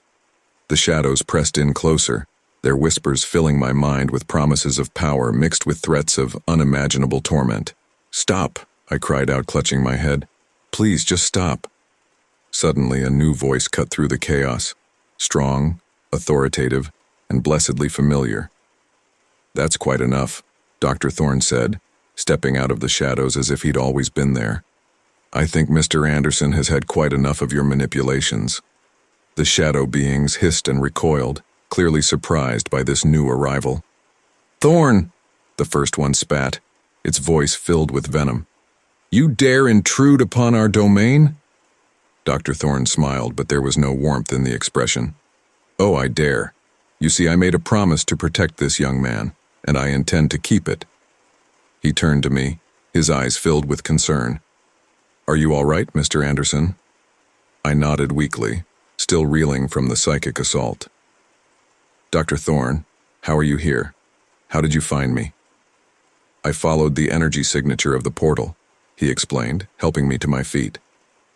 It wasn't easy, but I've had some experience with these entities before. The shadow beings were regrouping, their forms swirling and merging into a massive nightmarish shape that towered over us.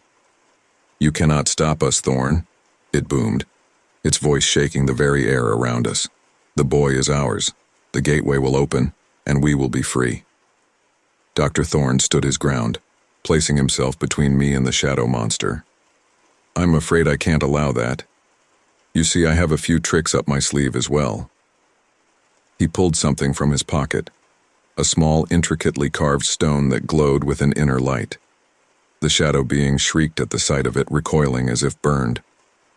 The Seal of Solomon, Dr. Thorne explained to me, a powerful artifact capable of binding even the most potent supernatural entities. He held the stone aloft, chanting in a language I didn't recognize. The cavern began to shake, the writhing walls contracting as if in pain. The shadow beings howled, their forms beginning to lose cohesion. No, the massive shadow entity roared. We will not be denied. We have waited too long, prepared too carefully. It lashed out with tendrils of pure darkness, wrapping around Dr. Thorne and myself. I felt a cold so intense it burned, seeping into my very bones. Dr. Thorne grunted in pain but didn't stop his chanting. The stone in his hand glowed brighter, pulsing with energy. The shadow tendrils began to dissolve, unable to withstand its power. But I could see the strain on Dr. Thorne's face. He was fighting a losing battle. Mr. Anderson, he gasped between words of his chant. The ritual. You must complete it. It's our only chance. He pressed the stone into my hand. The moment my fingers closed around it, I felt a surge of energy course through me. Knowledge flooded my mind. The words of the ritual, the gestures needed to channel its power. Without conscious thought, I began to speak, my voice joining Dr. Thorne's in a harmony that seemed to resonate with the very fabric of reality. The cavern shook more violently, cracks appearing in the writhing walls. The shadow beings screamed in fury and fear, throwing everything they had at us. Visions of my worst nightmares flashed before my eyes, but I forced myself to keep chanting, to keep focusing on the power of the stone in my hand. You fool! The massive shadow entity howled. If you seal us away, you'll be trapped here as well. You'll never see your world again. For a moment I faltered. The thought of being stuck in this nightmare realm forever was almost too much to bear. But then I remembered everything these entities had done, the lives they'd ruined, the suffering they'd caused, and I knew what I had to do. So be it, I said, my voice steadier than I felt. If that's the price to keep you from hurting anyone else, I'll gladly pay it. I raised the stone high, shouting the final words of the ritual. A blinding light erupted from the artifact, washing over everything in a wave of pure, cleansing energy. The shadow beings shrieked and dissolved, their essence being pulled back into the cracks in reality. The cavern began to collapse around us, the very fabric of this pocket dimension unraveling. Dr. Thorne grabbed my arm, his face etched with a mixture of pride and sorrow. You've done it, Mr. Anderson, he said. The gateway is closing, but I'm afraid. I nodded, understanding. We're going to be trapped here. Dr. Thorne smiled sadly. It's been an honor working with you, Mark. I only wish. But whatever he wished, I never got to hear. At that moment, A final surge of energy pulsed through the stone in my hand. The world around us exploded in a cascade of light and shadow, and I felt myself being torn apart at the molecular level. The last thing I heard before consciousness fled was the voice of Mrs. Blackwood, echoing as if from a great distance. "Well done, my boy. Well done indeed." Then there was nothing but darkness. I don't know how long I floated in that void. It could have been seconds or centuries. But slowly, awareness began to return. I felt something solid beneath me, heard the beeping of machines, smelled the antiseptic scent of a hospital. With tremendous effort, I opened my eyes. I was in a hospital bed, tubes and wires connecting me to various machines. Sunlight streamed through a nearby window and I could hear birds singing outside. "Welcome back, Mr. Anderson," a familiar voice said. I turned my head to see Mrs. Blackwood sitting by my bedside, looking tired but relieved. "Mrs. Blackwood?" I croaked, my voice hoarse from disuse. What happened?" She smiled, patting my hand gently. "You did it, my boy. You sealed the gateway and banished the shadow entities. You saved us all." I frowned, trying to make sense of my jumbled memories. "But I thought I'd be trapped there. How did I get back?" Mrs. Blackwood's smile turned enigmatic. "Let's just say that the universe has a way of balancing things out. Your sacrifice was noted, and accommodations were made."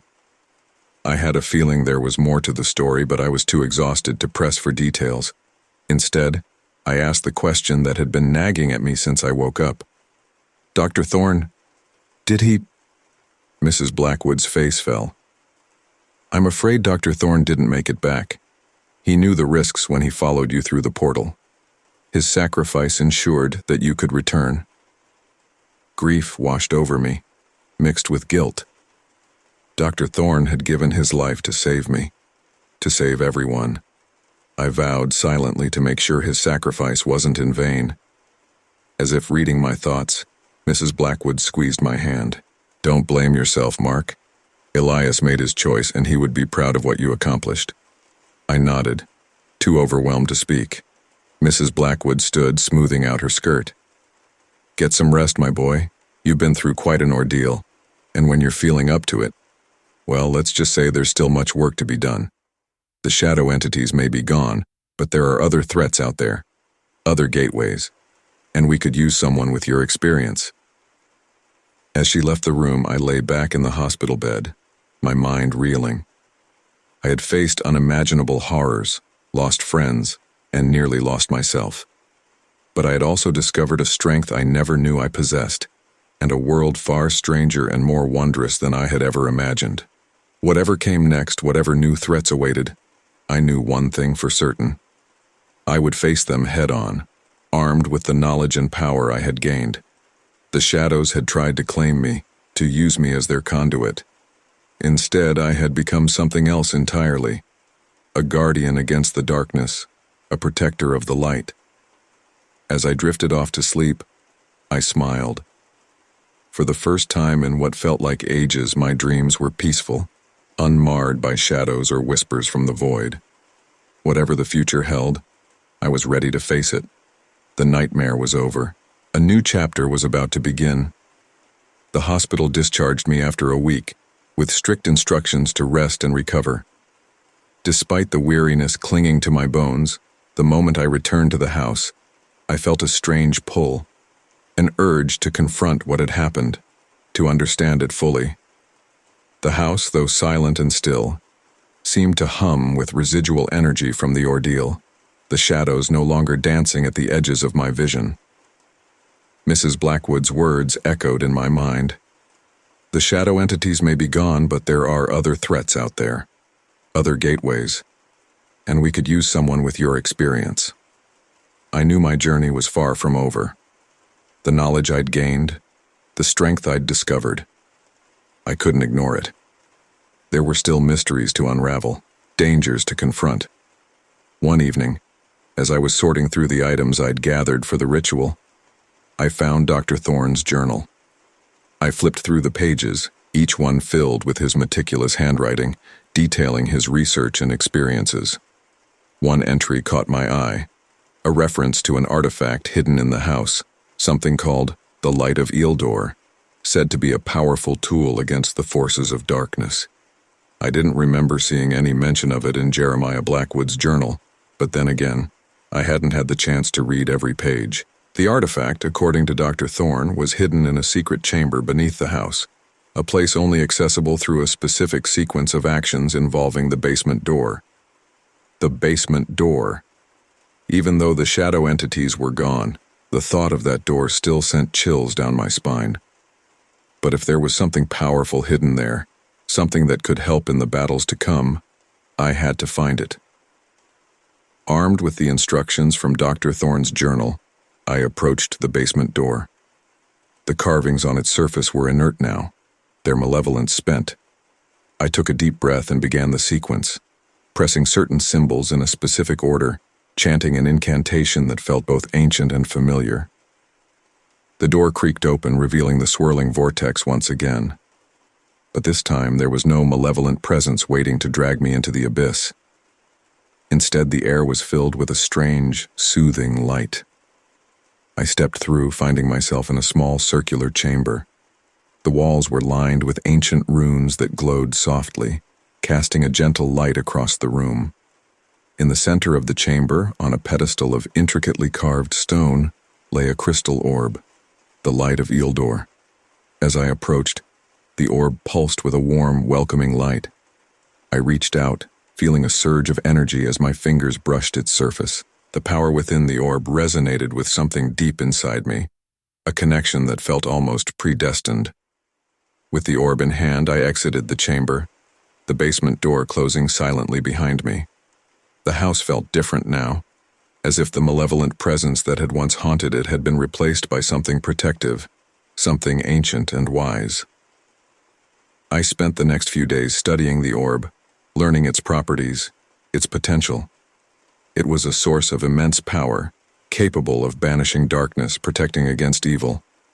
But it was also a beacon, drawing those who sought its power, both allies and enemies.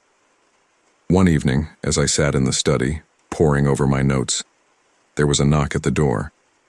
I opened it to find Mrs. Blackwood standing there, her expression grave. "May I come in, Mark?" she asked, her eyes flicking to the orb on the desk. I nodded, stepping aside to let her in. She moved to the desk, examining the orb with a mixture of awe and trepidation. "The Light of Eildor," she murmured. "I never thought I'd see it with my own eyes." "You knew about this?" I asked, surprised. She nodded. "Jeremiah wrote about it in his journal, but it was lost after his disappearance. It's a powerful artifact, Mark, but it's also dangerous. It will attract attention, both from those who seek to use it for good and those who would wield it for evil." I felt a surge of determination. "Then we need to protect it to use it wisely."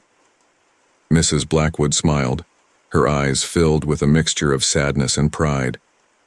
"You've grown, Mark. You've faced unimaginable horrors and come out stronger, but your journey is far from over. The Light of Eildor is a tool, a weapon, but it's also a responsibility. There are others out there who need our help, other gateways that must be closed." I nodded, feeling the weight of her words. "I'm ready," I said. "Whatever comes next, I'm ready." Mrs. Blackwood placed a hand on my shoulder. "Then let's begin. There's much work to be done, and the darkness never rests." Together, we set to work, preparing for the battles to come. The Light of Eildor pulsed with a steady, reassuring glow, a beacon of hope in the gathering darkness. And as I looked out at the twilight sky, I knew that whatever challenges lay ahead, I would face them with courage and determination. The nightmare was over, but the fight for the light had only just begun. The weeks that followed were a blur of preparation and discovery. Mrs. Blackwood and I worked tirelessly, fortifying the house against any further incursions from the shadows and other malevolent forces that might seek the power of the Light of Eildor. It felt like we were preparing for a war, one that spanned dimensions and timelines. One evening, as we were reinforcing the wards around the house, A sudden knock on the door startled us. Mrs. Blackwood exchanged a worried glance with me, her eyes filled with the unspoken question, friend or foe?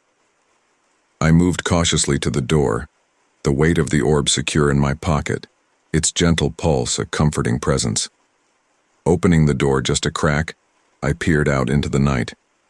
A man stood on the porch, his tall frame silhouetted against the twilight sky.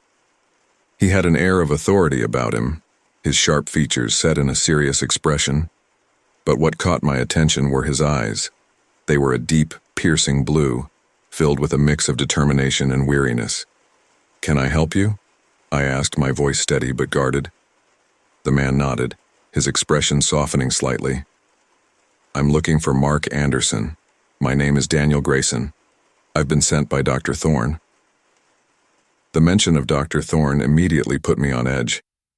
I glanced back at Mrs. Blackwood, who had joined me at the door.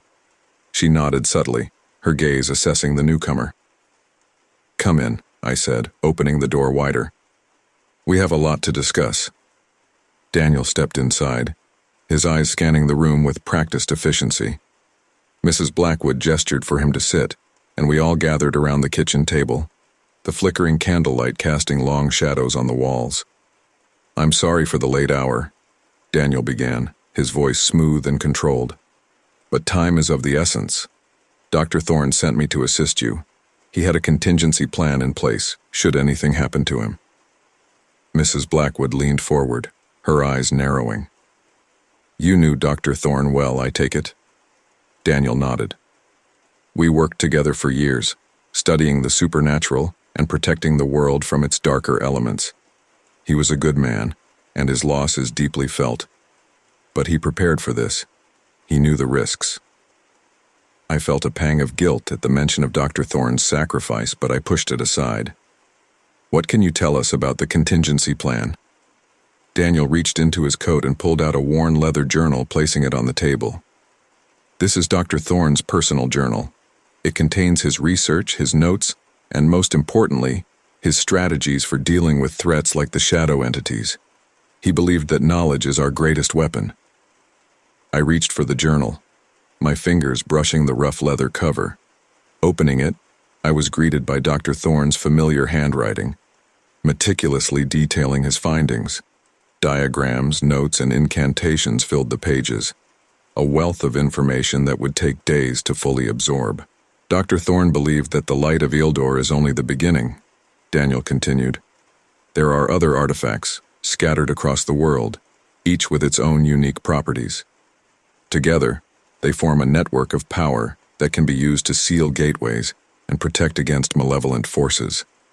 Mrs. Blackwood's eyes widened in surprise. "He never mentioned this to me." Daniel's expression softened. "He didn't want to burden you with more than you could handle. But now, we need to gather these artifacts. The shadow entities were only a small part of a much larger threat. There are other beings, other dimensions pressing against our reality, and they will stop at nothing to break through." The weight of his words settled heavily on my shoulders. "Where do we start?"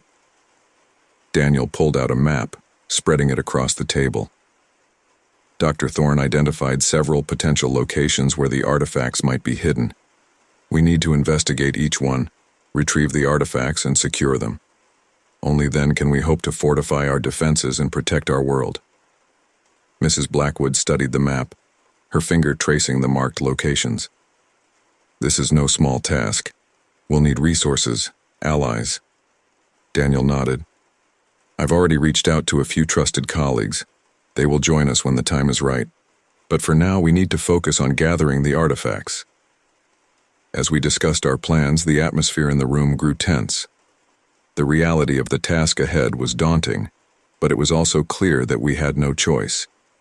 The forces arrayed against us were powerful and relentless, and only by working together could we hope to stand a chance.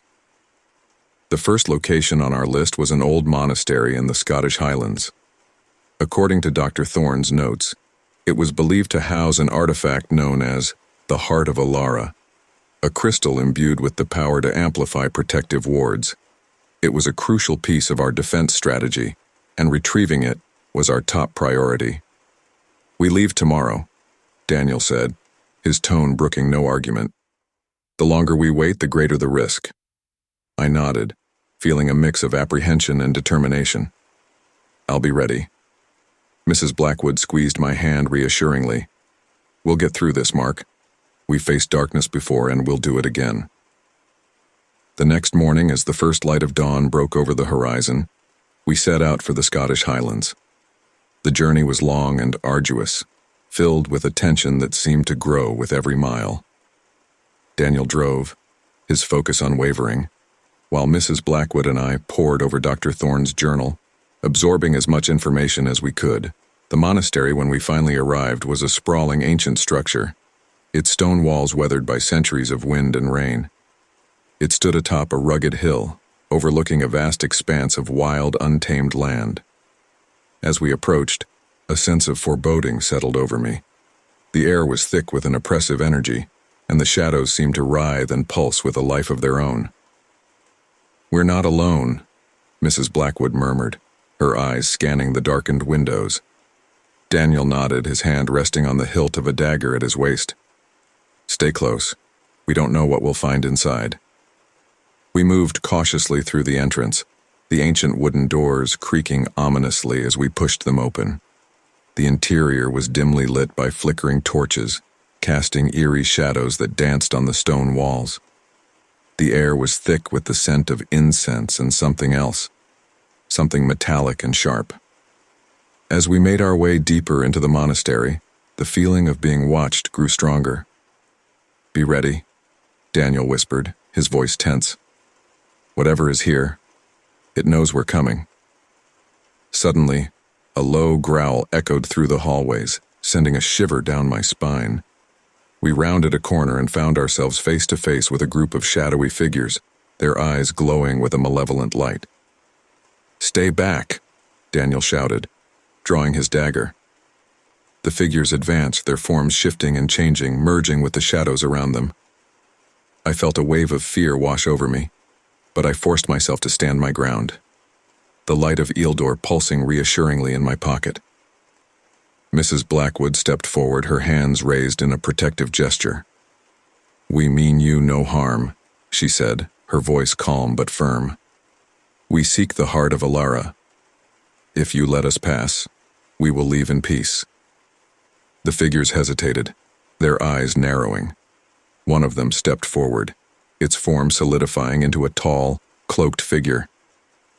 The heart of Alara is not for the likes of you, it hissed, its voice echoing strangely in the confined space. Leave now, or face the consequences. We can't leave without it, I said, my voice surprisingly steady. We need it to protect our world.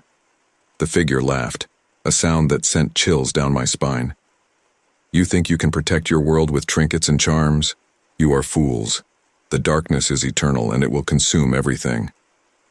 Daniel stepped forward, his dagger gleaming in the torchlight. We'll see about that. The figure snarled, and the shadows around it seemed to come alive, surging towards us with a malevolent energy. Daniel moved swiftly, his dagger cutting through the darkness while Mrs. Blackwood chanted an incantation, her hands glowing with a soft golden light. I pulled the light of Eildor from my pocket, its brilliant glow filling the room. The shadows recoiled, hissing and writhing in pain. The figure screamed, its form dissolving into smoke. Now! Daniel shouted. We need to find the artifact. We moved quickly, searching the monastery for any sign of the heart of Alara. The shadows continued to press in on us, their attacks growing more desperate and frenzied. Finally, in a small hidden chamber beneath the main hall, we found it. The heart of Alara was a large, crystalline orb, its surface shimmering with an inner light. It rested on an ornate pedestal, surrounded by protective wards. We need to deactivate the wards, Mrs. Blackwood said, her eyes scanning the runes etched into the pedestal. Daniel nodded, his focus intense. I'll take care of it. Mark, keep the shadows at bay. I held the light of Eildor high, its glow forming a protective barrier around us. The shadows hissed and recoiled, but continued to press against the light, their malevolence palpable. Mrs. Blackwood and Daniel worked quickly, chanting incantations and tracing symbols in the air. The runes on the pedestal began to fade, and the protective wards slowly dissipated. "Almost there," Daniel said, his voice strained. "Just a little longer." The shadows surged forward, their attacks growing more intense. I felt a wave of exhaustion wash over me, but I forced myself to hold the light of Eldor steady, its glow unwavering. Finally, with a final incantation, the wards disappeared, and the heart of Alara was free. Daniel carefully lifted the orb from its pedestal, its light mingling with the glow of the light of Eldor. "We have it," he said, his voice filled with relief. "Let's get out of here." We made our way back through the monastery, the shadows retreating in the face of the combined power of the two artifacts. As we stepped outside, the oppressive energy lifted, replaced by the fresh, cool air of the Scottish Highlands. Daniel and Mrs. Blackwood exchanged a relieved glance, the weight of our victory settling in. "One down," Daniel said, a determined look in his eyes. "Several more to go." I nodded, feeling a renewed sense of purpose. The journey ahead would be long and dangerous, but I knew we were ready. Together we would gather the artifacts, fortify our defenses, and protect our world from the encroaching darkness. As we drove away from the monastery, I glanced back at the ancient structure, its silhouette stark against the darkening sky. The shadows within had been defeated, but I knew they were only a small part of a much larger threat. The battle was far from over, but we had taken the first step towards victory. And as the road stretched out before us, I felt a spark of hope. We were not alone in this fight. We had allies, knowledge, and the combined power of the light of Eldor and the heart of Alara. Whatever came next, we would face it together, and we would not back down. The gathering storm was upon us, but we were ready. The darkness would not prevail, not as long as we stood together, armed with the light. Returning from the Scottish Highlands with the heart of Alara in our possession, our resolve was stronger than ever. The next step in our journey was clear. We needed to prepare the ritual room to fully harness the power of the light of Eldor and the heart of Alara. This room would serve as our command center and sanctuary, where we could fortify our defenses against the forces of darkness. Back at the old Victorian house, Mrs. Blackwood and Daniel began outlining the preparations required for the ritual room. The study, with its high ceilings and built-in bookshelves, seemed the most appropriate space. The ancient wood and stone of the house seemed to resonate with the artifact's power, offering a natural protective barrier. "The first step," Mrs. Blackwood explained, "is to cleanse the room thoroughly. Any residual negative energy needs to be purged." Daniel nodded in agreement. "We'll use a combination of sage, holy water, and salt. It's crucial that we create a pure space for the ritual." We set to work immediately. Mrs. Blackwood and I moved through the room, wafting sage smoke into every corner and crevice.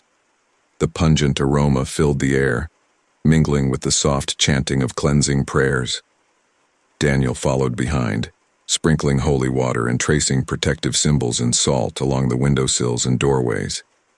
As the cleansing continued, I couldn't shake the feeling of being watched. The house was quieter than usual, the shadows no longer dancing at the edges of my vision, but an oppressive sense of anticipation hung in the air. It was as if the house itself was holding its breath, waiting for the next phase of our preparations. Once the room was cleansed, Mrs. Blackwood retrieved a small velvet pouch from her bag. "These are protective crystals," she said, holding up a collection of glittering stones. "We'll place them at the four corners of the room to create a barrier against any malevolent forces." I took a deep breath, feeling the weight of the task ahead. "Where should we start?" "Here," Daniel said, pointing to the northeast corner of the room. "We'll place the crystals in a clockwise pattern, starting from the north." As we placed each crystal, Daniel recited an incantation in a low, steady voice. The air seemed to hum with energy, the room growing warmer with each passing moment. By the time we finished, a faint, shimmering barrier was visible, enclosing the room in a protective cocoon. "We're ready for the next step," Mrs. Blackwood said, her eyes alight with determination. We need to position the light of Eildor and the heart of Alara at the center of the room. I carefully retrieved the artifacts, their combined glow filling the room with a soft, otherworldly light. Placing them on a small pedestal in the center of the room, I felt a surge of power course through me. The artifacts seemed to resonate with each other, their energies intertwining and amplifying. "We need to channel this energy," Daniel said, his voice filled with urgency.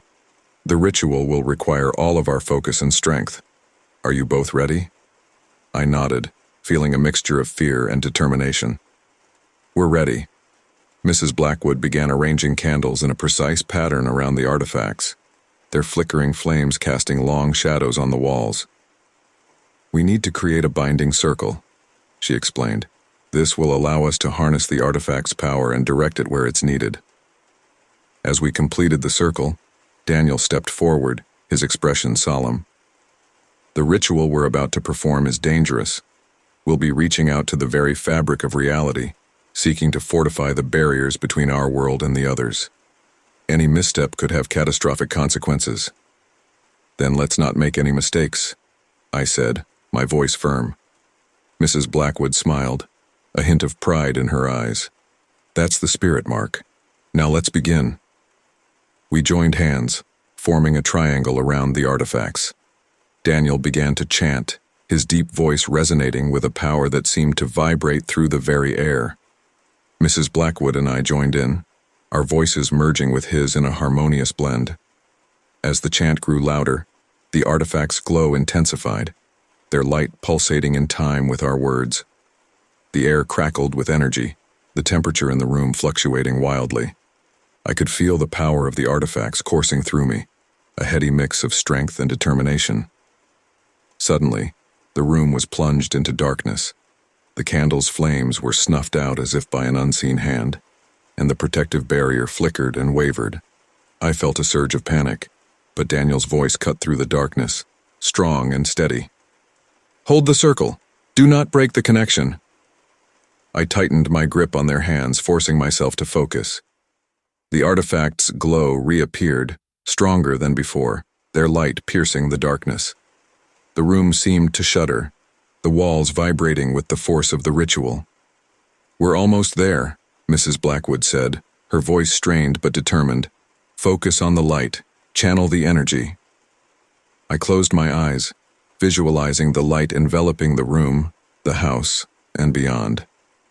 The artifact's power surged through me, a torrent of energy that threatened to overwhelm my senses. I could feel the barriers between our world and the others solidifying, the fabric of reality knitting itself back together. Suddenly, a piercing scream echoed through the room. My eyes flew open, and I saw a shadowy figure standing just outside the circle, its form shifting and writhing. The air around it seemed to distort, the shadows pulling towards it like a vortex. "Do not break the circle," Daniel shouted, his voice filled with urgency. "It's trying to disrupt the ritual." The figure moved closer, its eyes glowing with a malevolent light. It reached out a hand, its fingers elongated and claw-like, aiming for the artifacts. I felt a surge of fear, but I forced myself to hold steady, focusing on the chant and the light. The figure shrieked, its form dissipating as it collided with the protective barrier. The energy surged, the artifact's glow reaching a blinding intensity. I felt a final, powerful pulse of energy, and then everything went still. The room was filled with a soft, golden light, the candles flickering back to life. The shadowy figure was gone, and the oppressive sense of anticipation had lifted. I released their hands, feeling a wave of exhaustion wash over me. "We did it," Mrs. Blackwood said, her voice filled with relief. "The barriers are fortified. The ritual was a success." Daniel nodded, his expression a mix of triumph and fatigue.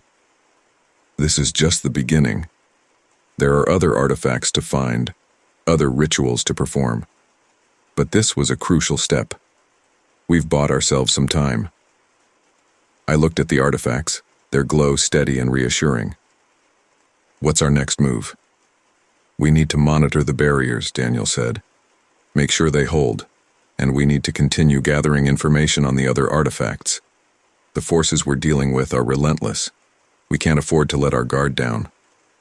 Mrs. Blackwood placed a hand on my shoulder. You've shown great courage and strength, Mark.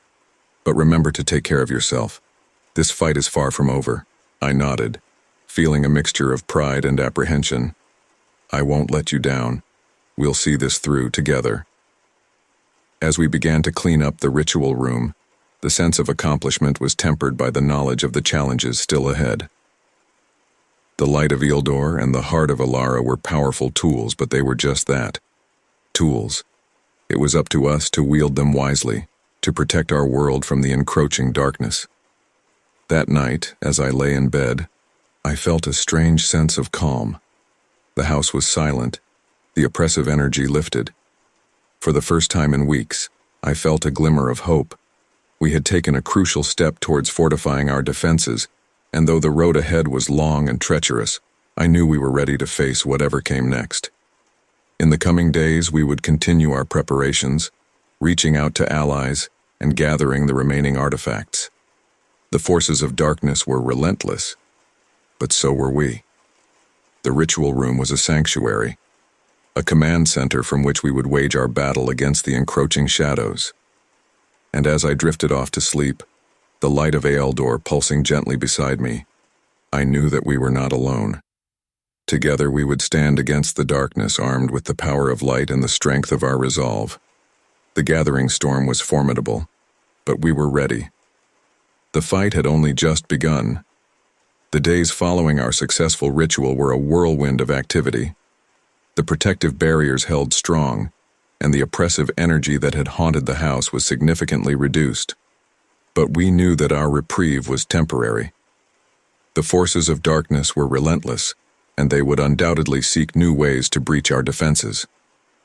It was late one evening when the first signs of trouble began. Mrs. Blackwood and Daniel were in the study, reviewing Dr. Thorne's journal for clues about the next artifact. I was in the kitchen, preparing tea, when a sudden chill swept through the room. The temperature plummeted, and a faint whispering filled the air, barely audible but unmistakably malevolent. I set the kettle down, my heart racing. Mrs. Blackwood, Daniel. They appeared almost immediately, their expressions mirroring my concern. What is it, Mark? Mrs. Blackwood asked, her eyes scanning the room. Something's wrong, I said, my voice trembling. I heard whispers, and the temperature dropped suddenly. Daniel frowned, moving to the center of the room. He closed his eyes, extending his senses. After a moment, his eyes snapped open. There's a presence here, something strong and hostile. Mrs. Blackwood's face grew pale. We need to fortify the wards. Whatever it is, it's trying to break through. As we hurried to reinforce the protective barriers, the whispers grew louder, more insistent. They seemed to be coming from all directions, filling the house with an eerie cacophony. The shadows that had been dormant since our last ritual began to writhe and twist, taking on grotesque shapes. We need to stay together, Daniel said, his voice firm. Whatever this is, it's trying to separate us. We gathered in the ritual room, the artifacts glowing softly in the dim light. The whispers intensified, and I felt a sudden pressure in my head, as if something was trying to force its way into my mind. Mark, focus on the light, Mrs. Blackwood said, her voice steady. Don't let it in. I closed my eyes, gripping the light of Eildor tightly. The warmth of the artifact spread through me, pushing back against the invasive presence. But the pressure continued to build, and I could feel my resolve weakening. Daniel, I gasped. I don't know if I can hold it off. Daniel moved to my side, placing a hand on my shoulder. You're stronger than you think, Mark. We're here with you. We won't let it take you. The whispers grew louder, the words becoming clearer. Mark, let us in. We can give you power, knowledge beyond your wildest dreams. Just open your mind to us. I gritted my teeth, focusing on the light. No, I won't let you in. Suddenly, a searing pain shot through my head, and I fell to my knees, clutching my temples. The voices were inside my mind now, probing, searching for a way to break my defenses. "Mark," Mrs. Blackwood cried, her voice filled with urgency, "stay with us." I could hear her and Daniel chanting, their voices a beacon of hope in the darkness. But the pain was overwhelming, and I felt my consciousness slipping away. In the midst of the chaos, a new voice cut through the din, a voice both familiar and comforting. "Mark, listen to me. You can do this. You're stronger than they are." Dr. Thorne's voice. I focused on it, drawing strength from his words. The light of Eildor intensified, pushing back against the invading presence. Slowly, the pain began to recede, and the whispers faded. I opened my eyes to find Mrs. Blackwood and Daniel kneeling beside me, their faces etched with concern. "Are you all right?" Mrs. Blackwood asked, her voice trembling. I nodded weakly. "I think so. They were trying to possess me, to use me as a conduit." Daniel's expression darkened. "This was a direct attack. They're getting desperate." "We need to strengthen the wards even further," Mrs. Blackwood said, helping me to my feet. "And we need to find out what we're dealing with." As we reinforced the protective barriers, Daniel retrieved Dr. Thorne's journal. "There are references here to possession attempts," he said, flipping through the pages. Dr. Thorne believed that certain entities require a human host to fully manifest in our world. "Which means they're targeting Mark because of his connection to the light of Eildor," Mrs. Blackwood added. "They see him as a key to breaking through our defenses." I felt a shiver run down my spine. "So how do we stop them?" "We need to find the next artifact," Daniel said, his voice resolute. Dr. Thorne mentioned a shield, the Aegis of Sol. It's said to be a powerful defensive artifact capable of repelling even the most determined entities. "Where do we find it?" I asked, feeling a renewed sense of determination. Daniel pointed to a location on the map. According to Dr. Thorne's notes, the Aegis of Sol is hidden in an ancient temple in Greece. We'll need to retrieve it as soon as possible. Mrs. Blackwood nodded. "I'll stay here and maintain the wards. Mark, you and Daniel will go to Greece. Time is of the essence." As we prepared for the journey, the atmosphere in the house grew tense. The possession attempt had shaken us, but it had also strengthened our resolve. We knew that the forces of darkness were growing bolder, and we needed to act quickly to stay ahead of them. The flight to Greece was long and uneventful, giving Daniel and me plenty of time to review Dr. Thorne's notes. The temple we were searching for was located in a remote area, hidden deep within the mountains. It was said to be protected by powerful wards, and only those with pure intentions could enter. As we landed in Athens and made our way to the mountains, the weight of our mission pressed heavily on my shoulders. The landscape was rugged and beautiful, but there was an undercurrent of tension, as if the very earth was aware of the battle being waged. "We're almost there," Daniel said, consulting a map. "The temple should be just beyond this ridge." We climbed the rocky terrain, the air growing cooler as we ascended. The path was treacherous, but the thought of the Aegis of Sol spurred us on. As we reached the top of the ridge, a breathtaking sight met our eyes, a majestic temple, its ancient stone columns bathed in the golden light of the setting sun. "This is it," Daniel said, his voice filled with awe. "The Temple of Sol." We approached cautiously, aware that the wards protecting the temple could be just as dangerous as any malevolent entity. The journey back to the house was filled with a mix of exhaustion and triumph. Mrs. Blackwood greeted us with a relieved smile, and we quickly set to work integrating the Aegis of Sol into our defenses. With the combined power of the light of Eildor, the heart of Ilara, and the Aegis of Sol, the house felt more secure than ever. The wards were stronger, the oppressive energy significantly diminished.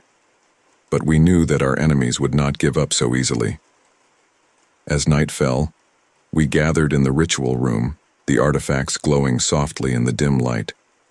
The possession attempt had been a stark reminder of the dangers we faced, but it had also shown us our strength and resilience. "We've taken another crucial step," Mrs. Blackwood said, her voice filled with pride. But the battle is far from over. We must remain vigilant and continue our preparations. Daniel nodded, his expression determined. There are other artifacts to find, other rituals to perform.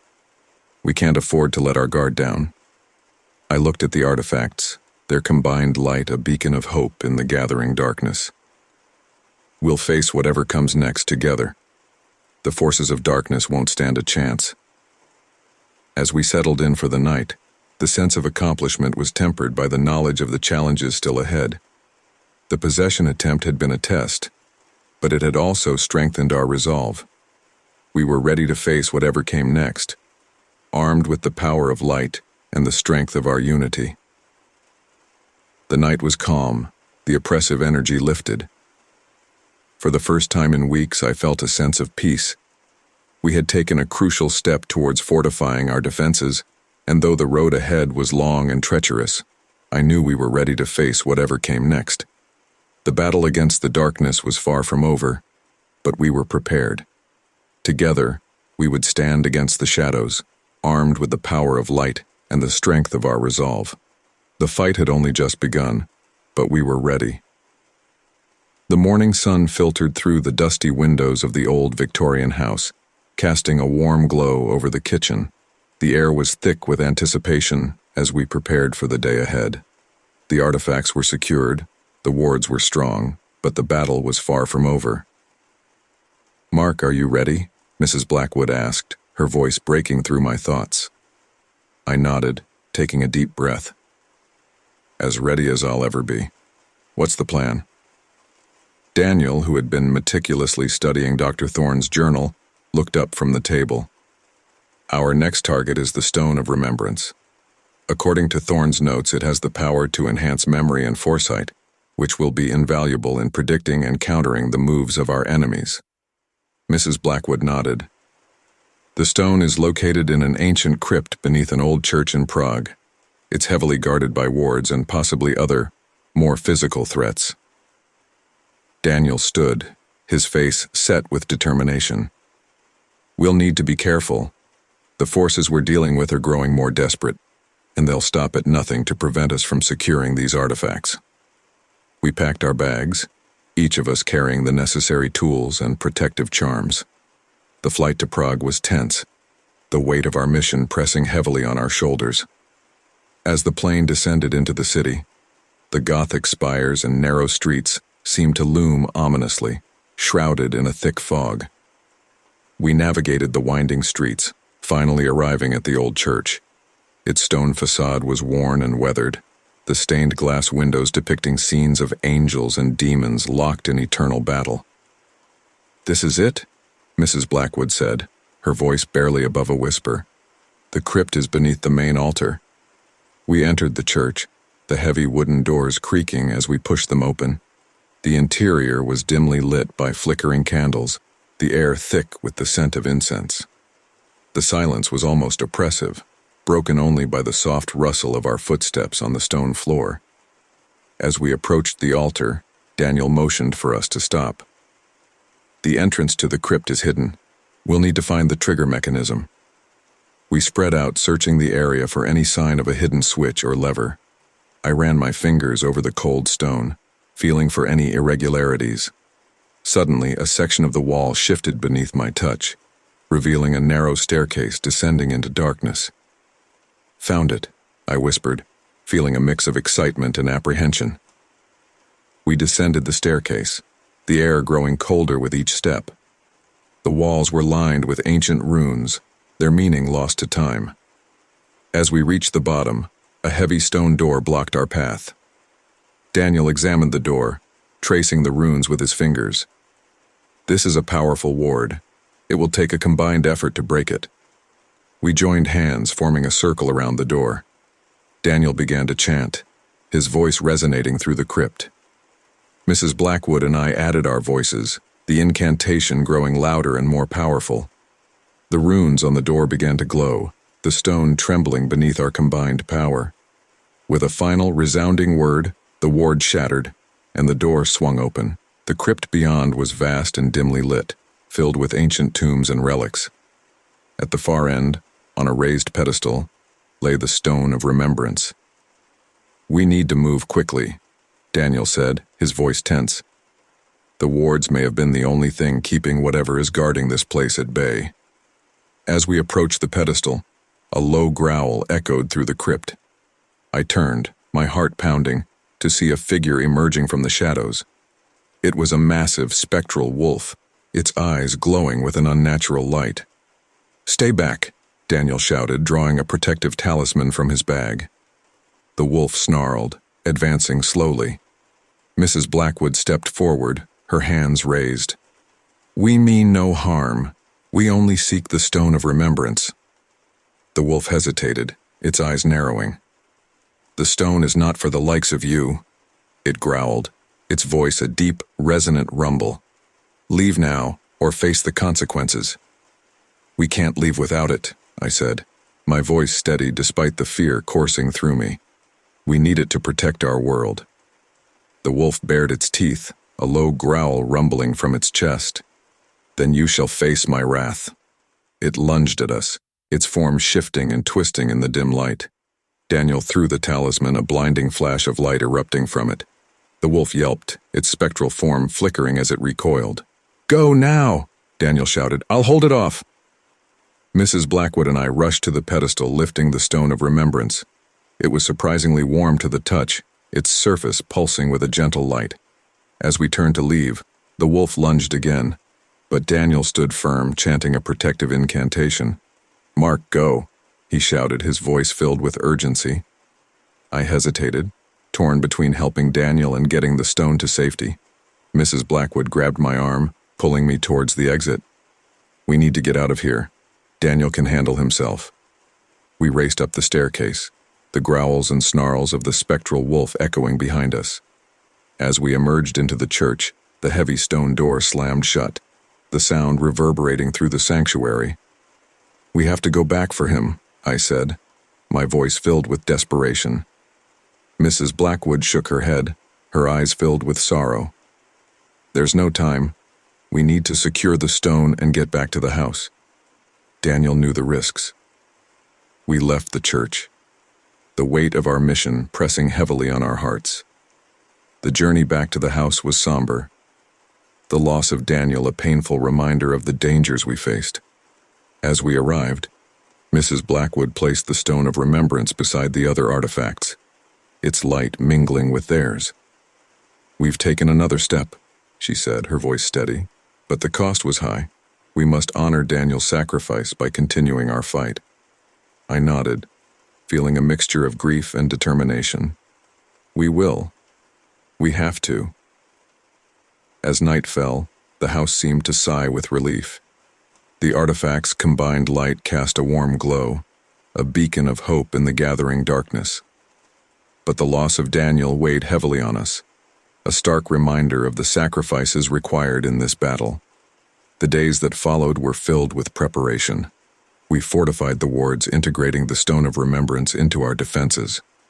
Its power enhanced our foresight, allowing us to anticipate and counter the moves of our enemies.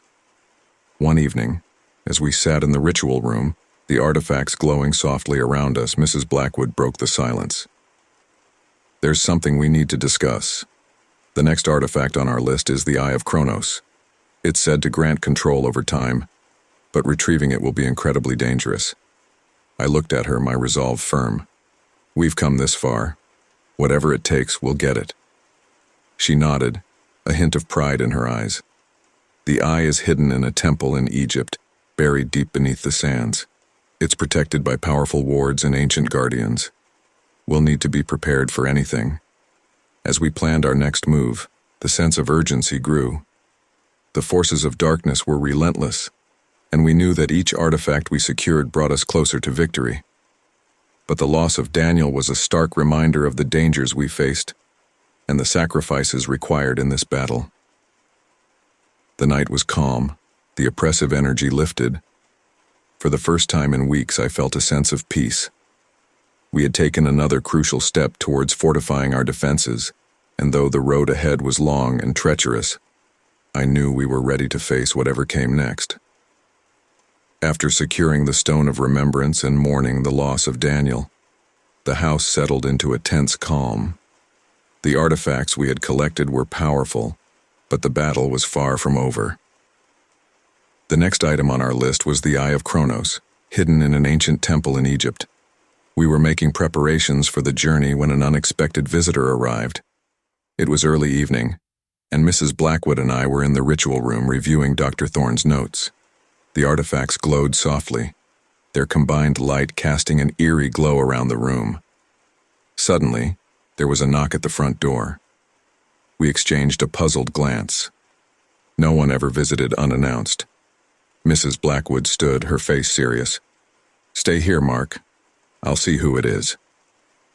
I nodded, watching her leave the room. Moments later, I heard voices. One was Mrs. Blackwood's, the other unfamiliar. Curiosity getting the better of me, I made my way to the hallway. Standing in the doorway was a woman in her mid-30s, with long dark hair and piercing green eyes. She had an air of quiet confidence and intensity, and she was dressed in simple, flowing clothes that gave her a somewhat ethereal appearance. "Mark," Mrs. Blackwood called, beckoning me over. "This is Cassandra. She's a medium. She contacted me a few days ago offering her assistance." I extended my hand. "Nice to meet you, Cassandra." She shook my hand, her grip firm but warm. "Likewise, Mark. I've heard a lot about you." I raised an eyebrow. "Good things, I hope." She smiled. "All good. Mrs. Blackwood has told me about your efforts and the artifacts you've collected. I believe I can help." Mrs. Blackwood nodded. "Cassandra has extensive experience with the supernatural. She might be able to provide insights that we've missed." Cassandra glanced around the house, her eyes narrowing slightly. "There's a heavy presence here. The artifacts are powerful, but they've also drawn the attention of some very dangerous entities." I felt a chill run down my spine. "What do you suggest?" "We need to conduct a séance," she said simply. "There are spirits here who have knowledge of the artifacts and the forces opposing us. They might be willing to help." Mrs. Blackwood and I exchanged a glance. A séance was risky, but if it could provide us with valuable information, it was worth considering. "All right," I said. "What do we need to do?" Cassandra's eyes softened. "First, we need to prepare the space. The ritual room is ideal, but we'll need to cleanse it and set up protective wards. The spirits we contact might not all be friendly." We set to work immediately, wafting sage smoke into every corner of the room and sprinkling holy water on the walls. Cassandra instructed us to place candles in a circle and arrange protective crystals at key points around the room. Once everything was ready, we gathered around the table in the center of the room. The artifacts were placed on a separate table, their glow illuminating the space. "Everyone join hands," Cassandra instructed. "Close your eyes and focus on the light. We need to create a strong, unified energy." I closed my eyes, feeling the warmth of Cassandra and Mrs. Blackwood's hands in mine. Cassandra began to chant softly, her voice rhythmic and soothing. The air grew thick with energy, and I could feel a subtle shift in the atmosphere. "Spirits of this house," Cassandra intoned, her voice growing stronger, "we seek your guidance. We call upon you to share your knowledge and aid us in our quest." For a moment there was silence. Then a faint whispering filled the room like the rustling of leaves in the wind. The temperature dropped, and I felt a presence. No, multiple presences gathering around us. "Who seeks us?" a voice hissed, low and menacing. Cassandra's grip tightened on my hand. "We are allies in the fight against darkness. We seek knowledge of the artifacts and the forces opposing us." Another voice, softer and more sorrowful, spoke. "You are in great danger. The darkness is relentless, it seeks to consume all." "How can we protect ourselves?" Mrs. Blackwood asked, her voice steady. "The artifacts you have collected are powerful," the sorrowful voice replied. "But they are not enough. You must seek the Eye of Kronos. It holds the key to manipulating time and gaining the upper hand." "We know about the eye," I said. "But where exactly is it? How do we retrieve it?" The air grew colder, and the voices whispered among themselves. Finally, the sorrowful voice spoke again. The eye is hidden in the temple of Anubis, deep in the sands of Egypt. It is protected by ancient wards and guardians. You must be prepared for great peril. Cassandra's voice was calm but insistent. What can you tell us about these guardians? How can we overcome them? The guardians are bound by ancient magic, the voice replied. They can be weakened by light and truth. Use the light of Eldor to reveal their true forms, and they will be vulnerable. A sudden gust of wind swept through the room, extinguishing the candles. The whispers grew louder, more urgent. Beware, the menacing voice hissed. The darkness is always watching. It will strike when you least expect it. The presence in the room intensified, pressing down on us like a physical weight. I could feel the malevolence, the hunger of the dark entities seeking to break through our defenses. Thank you for your guidance, Cassandra said, her voice firm. We release you now. Return to your rest. The pressure eased and the whispers faded. The candles flickered back to life and the air grew warmer. We released hands and I opened my eyes, feeling a mixture of relief and apprehension. That was intense, I said, rubbing my temples. Cassandra nodded, her expression serious. The spirits have given us valuable information, but they've also confirmed our fears. The forces of darkness are growing stronger. We must act quickly. Mrs. Blackwood stood, her eyes filled with determination. We need to prepare for the journey to Egypt. The temple of Anubis will be heavily guarded, but with the artifacts and the knowledge we've gained, we can succeed. As we discussed our plans, the sense of urgency grew. The Eye of Kronos was crucial to our mission, and retrieving it would give us a significant advantage. But the dangers were real, and we couldn't afford to be reckless. Cassandra stayed with us that night, helping to strengthen the wards and offering her insights on the supernatural. Her presence was reassuring, a reminder that we were not alone in this fight. The next morning, we gathered in the ritual room, the artifacts glowing softly around us. The spirit's warnings echoed in my mind, a constant reminder of the stakes. We leave for Egypt tonight, Mrs. Blackwood said, her voice resolute. We'll need to be prepared for anything. The temple of Anubis is ancient and filled with traps and guardians. Cassandra nodded. I'll accompany you. My abilities will be useful in navigating the temple and dealing with any spirits we encounter. I felt a surge of gratitude.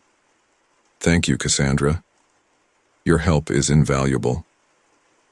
She smiled, her green eyes warm. We're all in this together, Mark. We'll face the darkness and overcome it. The flight to Egypt was long, but our determination kept us focused. We reviewed our plans, studied the layout of the temple, and prepared for the challenges ahead. As we landed in Cairo and made our way to the desert, the weight of our mission pressed heavily on us. The Temple of Anubis was located in a remote area, buried beneath the shifting sands. We hired a local guide to take us as close as possible, but the final stretch required us to navigate the treacherous terrain on foot. As we approached the temple, the air grew heavy with anticipation.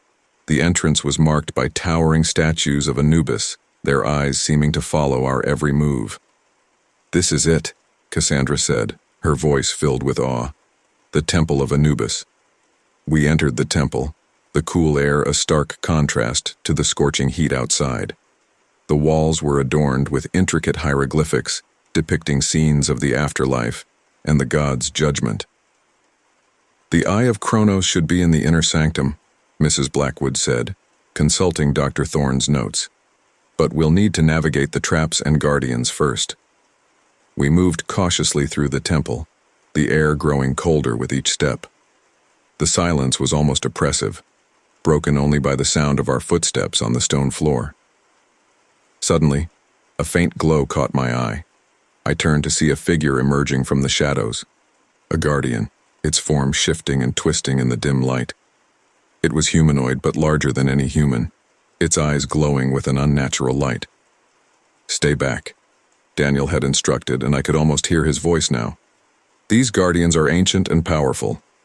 Cassandra stepped forward, her eyes fixed on the guardian. We mean no harm. We seek the Eye of Kronos to protect our world.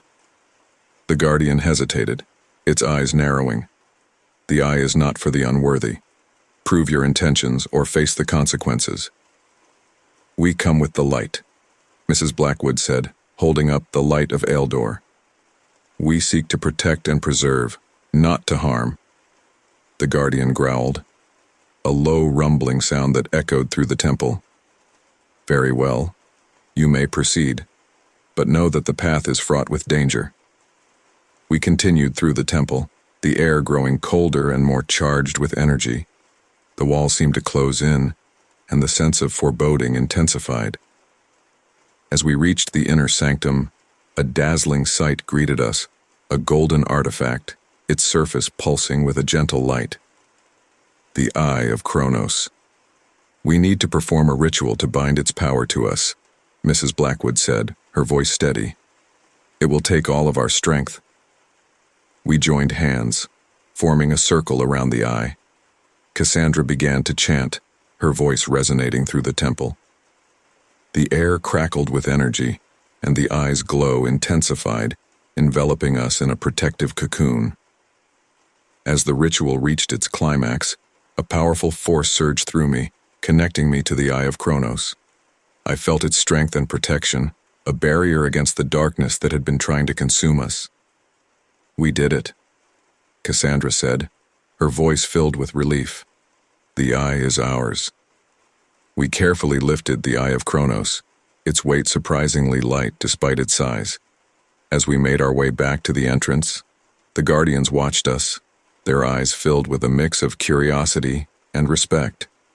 The journey back to the house was filled with a mix of exhaustion and triumph. Mrs. Blackwood and Cassandra secured the Eye of Kronos beside the other artifacts, its light mingling with theirs. We've taken another crucial step, Mrs. Blackwood said, her voice filled with pride. But the battle is far from over. We must remain vigilant and continue our preparations. As night fell, the house seemed to sigh with relief. The artifacts' combined light cast a warm glow, a beacon of hope in the gathering darkness. But the loss of Daniel weighed heavily on us, a stark reminder of the sacrifices required in this battle. The days that followed were filled with preparation. We fortified the wards, integrating the Eye of Kronos into our defenses. Its power enhanced our foresight, allowing us to anticipate and counter the moves of our enemies. One evening, as we sat in the ritual room, the artifacts glowing softly around us, Cassandra broke the silence. There's something we need to discuss. The next artifact on our list is the Staff of Aman. It's said to grant immense power, but retrieving it will be incredibly dangerous. I looked at her, my resolve firm. We've come this far. Whatever it takes, we'll get it. She nodded, a hint of pride in her eyes. The staff is hidden in a temple in the Amazon, protected by powerful wards and ancient guardians. We'll need to be prepared for anything. As we planned our next move, the sense of urgency grew. The forces of darkness were relentless, and we knew that each artifact we secured brought us closer to victory. But the loss of Daniel was a stark reminder of the dangers we faced and the sacrifices required in this battle. The night was calm, the oppressive energy lifted. For the first time in weeks, I felt a sense of peace. We had taken another crucial step towards fortifying our defenses, and though the road ahead was long and treacherous, I knew we were ready to face whatever came next. The battle against the darkness was far from over, but we were prepared. Together we would stand against the shadows, armed with the power of light and the strength of our resolve. The fight had only just begun, but we were ready. The journey to the Amazon was unlike any we had undertaken before. The dense jungle, teeming with life and mystery, was a stark contrast to the ancient temples and crypts we had previously explored. Our mission to retrieve the Staff of Aman was fraught with peril, and the oppressive humidity and thick foliage only added to the sense of foreboding. We traveled with a local guide named Raoul, whose knowledge of the jungle was invaluable. As we ventured deeper into the Amazon, the canopy above grew denser, casting the forest floor into perpetual twilight. The sounds of the jungle, chirping insects, distant animal calls, and the rustle of leaves, created a constant symphony around us. "The temple is not far," Raoul said, his voice low and cautious. "But we must be careful. The jungle has a way of hiding secrets, and not all of them are friendly." Cassandra, Mrs. Blackwood, and I exchanged a glance. We were acutely aware of the dangers that lay ahead. The artifacts we carried had grown increasingly powerful, but so too had the forces opposing us. "We appreciate your guidance, Raoul," Mrs. Blackwood said, her voice steady. "We know the risks, but we must retrieve the staff of Aman. It's crucial to our mission." Raoul nodded, his expression serious. "I understand. Just stay close and watch your step. The jungle can be treacherous." As we continued our trek, the air grew thicker, and the shadows seemed to lengthen. We pushed through dense undergrowth, our movements slow and deliberate. Suddenly, Raoul halted, raising a hand to signal us to stop. "Quiet," he whispered, his eyes scanning the foliage ahead. "There's something up ahead." We stood still, straining to see what Raoul had noticed. The jungle was eerily silent, as if holding its breath. Then I saw it, a faint glow, barely visible through the dense leaves. "Is that the temple?" I asked, my voice barely above a whisper. Raoul nodded. "Yes, but there's something else. We must proceed with caution." We approached the glowing light slowly, our senses on high alert. As we drew closer, the temple came into view, a magnificent structure, its stone walls covered in moss and vines. The light emanated from within, casting an eerie glow over the entrance. "We're here," Cassandra said, her voice filled with awe. "The Temple of Aman." We stepped inside, the temperature dropping noticeably as we entered the cool, dimly lit interior. The air was thick with the scent of earth and ancient stone. The walls were adorned with intricate carvings depicting scenes of rituals and ceremonies. "The staff should be in the inner sanctum," Mrs. Blackwood said, consulting a map we had obtained from Dr. Thorne's journal. "But we need to be prepared for traps and guardians." We moved cautiously through the temple, the flickering light of our torches casting long shadows on the walls. The silence was almost oppressive, broken only by the sound of our footsteps echoing through the halls. As we reached a large chamber, Raoul motioned for us to stop. "This is it," he said, pointing to a set of massive stone doors at the far end of the room. "The inner sanctum lies beyond those doors." We approached the doors, their surface covered in intricate carvings and symbols. Mrs. Blackwood examined them closely, her fingers tracing the patterns. "These symbols are wards," she said, her voice thoughtful. "We'll need to break them to enter." Cassandra stepped forward, her eyes narrowing. "Let me handle this. I have experience with these kinds of wards." She began to chant softly, her hands moving in precise patterns. The symbols on the doors began to glow, and the air hummed with energy. Slowly, the light faded, and the doors creaked open. We stepped into the inner sanctum, a large circular room filled with the soft glow of bioluminescent plants. At the center of the room, on a raised pedestal, stood the staff of Aman. Its surface was covered in intricate carvings, and it pulsed with a faint golden light. "There it is," I said, feeling a surge of excitement and apprehension. "The staff of Aman." We approached the pedestal, but as we reached out to take the staff, a low growl echoed through the chamber. I turned to see a figure emerging from the shadows, a massive spectral jaguar, its eyes glowing with an unnatural light. "Stay back," Raoul shouted, drawing a protective charm from his bag. "It's a guardian." The jaguar snarled, advancing slowly. Cassandra stepped forward, her hands raised. "We mean no harm. We seek the staff of Aman to protect our world." The jaguar hesitated, its eyes narrowing. "The staff is not for the unworthy. Prove your intentions or face the consequences." We come with the light, Mrs. Blackwood said, holding up the light of Eildor. We seek to protect and preserve, not to harm. The jaguar growled, a low rumbling sound that echoed through the chamber. Very well. You may proceed, but know that the path is fraught with danger. We moved cautiously towards the pedestal, the jaguar watching us closely. As we lifted the staff of Aemon, the air grew charged with energy, and I felt a surge of power course through me. We need to perform a ritual to bind its power to us, Mrs. Blackwood said, her voice steady. It will take all of our strength. We joined hands, forming a circle around the staff. Cassandra began to chant, her voice resonating through the temple. The air crackled with energy, and the staff's glow intensified, enveloping us in a protective cocoon. As the ritual reached its climax, a powerful force surged through me, connecting me to the staff of Amon. I felt its strength and protection, a barrier against the darkness that had been trying to consume us. We did it, Cassandra said, her voice filled with relief. The staff is ours. We carefully lifted the staff of Amon, its weight surprisingly light despite its size.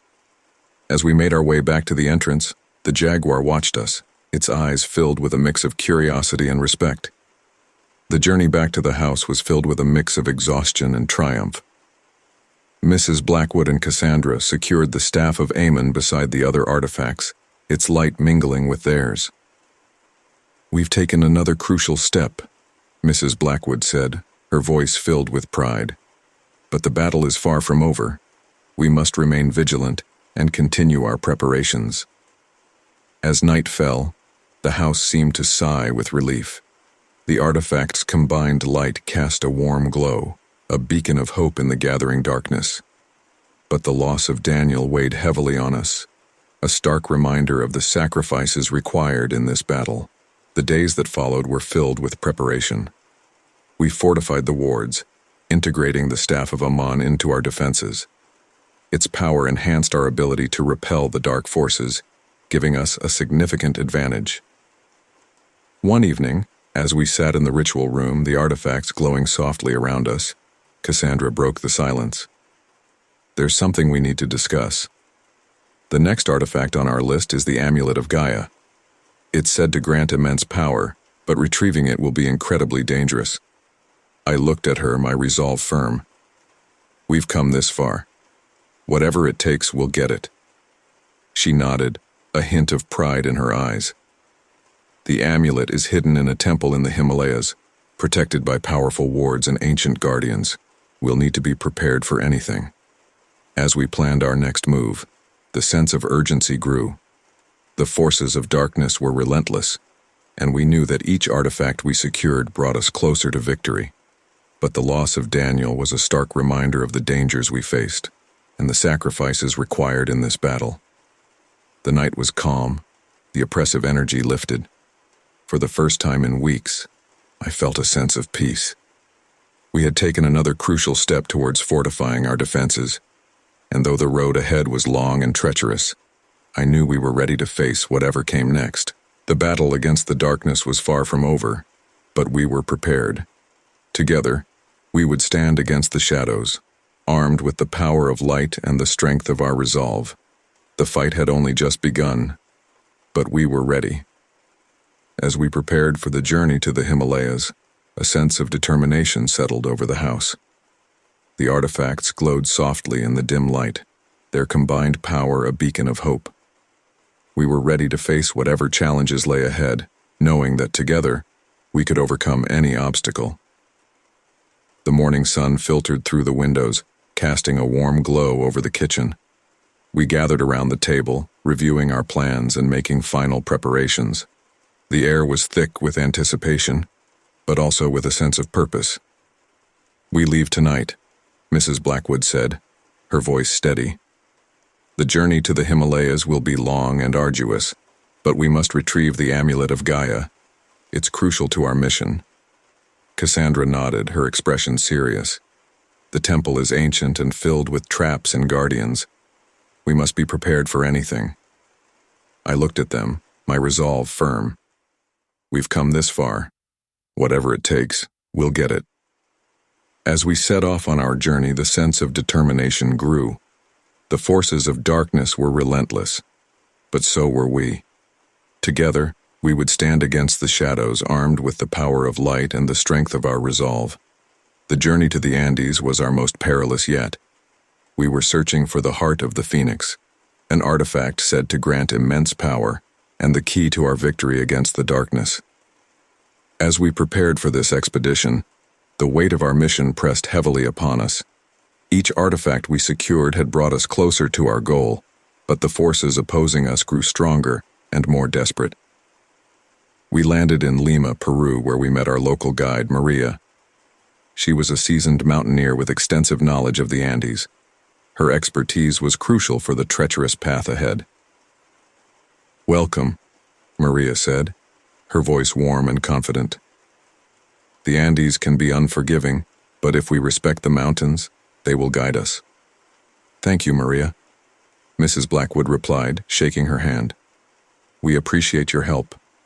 We need to find the heart of the Phoenix. It's crucial to our mission." Maria nodded. "I've heard stories about it. The heart is said to be hidden in a temple high in the mountains, protected by ancient guardians. It's a dangerous path, but we'll find it." As we made our way through the bustling streets of Lima, the sense of anticipation grew. The journey ahead was fraught with danger, but we were determined to succeed. The forces of darkness were relentless, and we knew that each artifact we secured brought us closer to victory. We traveled by jeep to a remote village at the base of the Andes. From there, we began our ascent, the rugged terrain and thin air presenting immediate challenges. The mountains loomed above us, their peaks shrouded in mist, as if hiding secrets from the world below. "The path to the temple is steep and treacherous," Maria warned as we started our climb. "Stay close and watch your step. The weather can change quickly up here." Cassandra, Mrs. Blackwood, and I exchanged determined glances. We were ready for whatever challenges lay ahead. The artifacts we carried glowed softly in the dim light, their power a constant reminder of our mission. As we climbed higher, the landscape grew more barren and rocky. The air was thin, making each step a struggle, but we pressed on, driven by the importance of our task. "How much further?" I asked, my breath coming in ragged gasps. Maria pointed to a distant peak. "The temple is near the summit. We're getting close, but the final stretch is the most dangerous." We reached a narrow ledge overlooking a deep ravine. The wind howled around us, carrying with it the scent of snow and ice. The path ahead was barely visible, a thin line etched into the mountainside. "This is it," Maria said, her voice barely audible above the wind. "We need to cross this ledge to reach the temple entrance." We carefully made our way across the ledge, our steps slow and deliberate. The drop below was dizzying, and one misstep could mean disaster. As we neared the other side, the entrance to the temple came into view. A massive stone doorway carved into the mountainside, its surface adorned with intricate carvings. "We're here," Mrs. Blackwood said, her voice filled with awe. "The Temple of the Phoenix." We stepped inside, the temperature dropping noticeably as we entered the cool, dimly lit interior. The walls were adorned with carvings depicting scenes of rebirth and renewal, the phoenix rising from its ashes. "The heart should be in the inner sanctum," Cassandra said, consulting the map we had obtained from Dr. Thorne's journal. "But we need to be prepared for traps and guardians." We moved cautiously through the temple, the air growing colder and more charged with energy. The silence was almost oppressive, broken only by the sound of our footsteps echoing through the halls. As we reached a large chamber, Maria motioned for us to stop. "This is it," she said, pointing to a set of massive stone doors at the far end of the room. "The inner sanctum lies beyond those doors." We approached the doors, their surface covered in intricate carvings and symbols. Cassandra examined them closely, her fingers tracing the patterns. "These symbols are wards," she said, her voice thoughtful.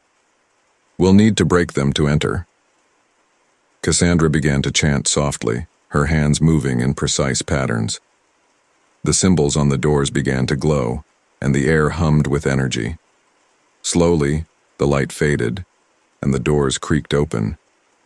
We stepped into the inner sanctum, a large circular room filled with the soft glow of bioluminescent plants. At the center of the room, on a raised pedestal, stood the heart of the phoenix. Its surface was covered in intricate carvings, and it pulsed with a faint golden light. "There it is," I said, feeling a surge of excitement and apprehension. The heart of the phoenix. We approached the pedestal, but as we reached out to take the heart, a low growl echoed through the chamber. I turned to see a figure emerging from the shadows, a massive spectral phoenix, its eyes glowing with an unnatural light. "Stay back," Maria shouted, drawing a protective charm from her bag. "It's a guardian." The phoenix spread its wings, advancing slowly. Cassandra stepped forward, her hands raised. "We mean no harm. We seek the heart of the phoenix to protect our world." The phoenix hesitated, its eyes narrowing. "The heart is not for the unworthy. Prove your intentions, or face the consequences." "We come with the light," Mrs. Blackwood said, holding up the light of Eildor. "We seek to protect and preserve, not to harm." The phoenix screeched, a sound that echoed through the chamber.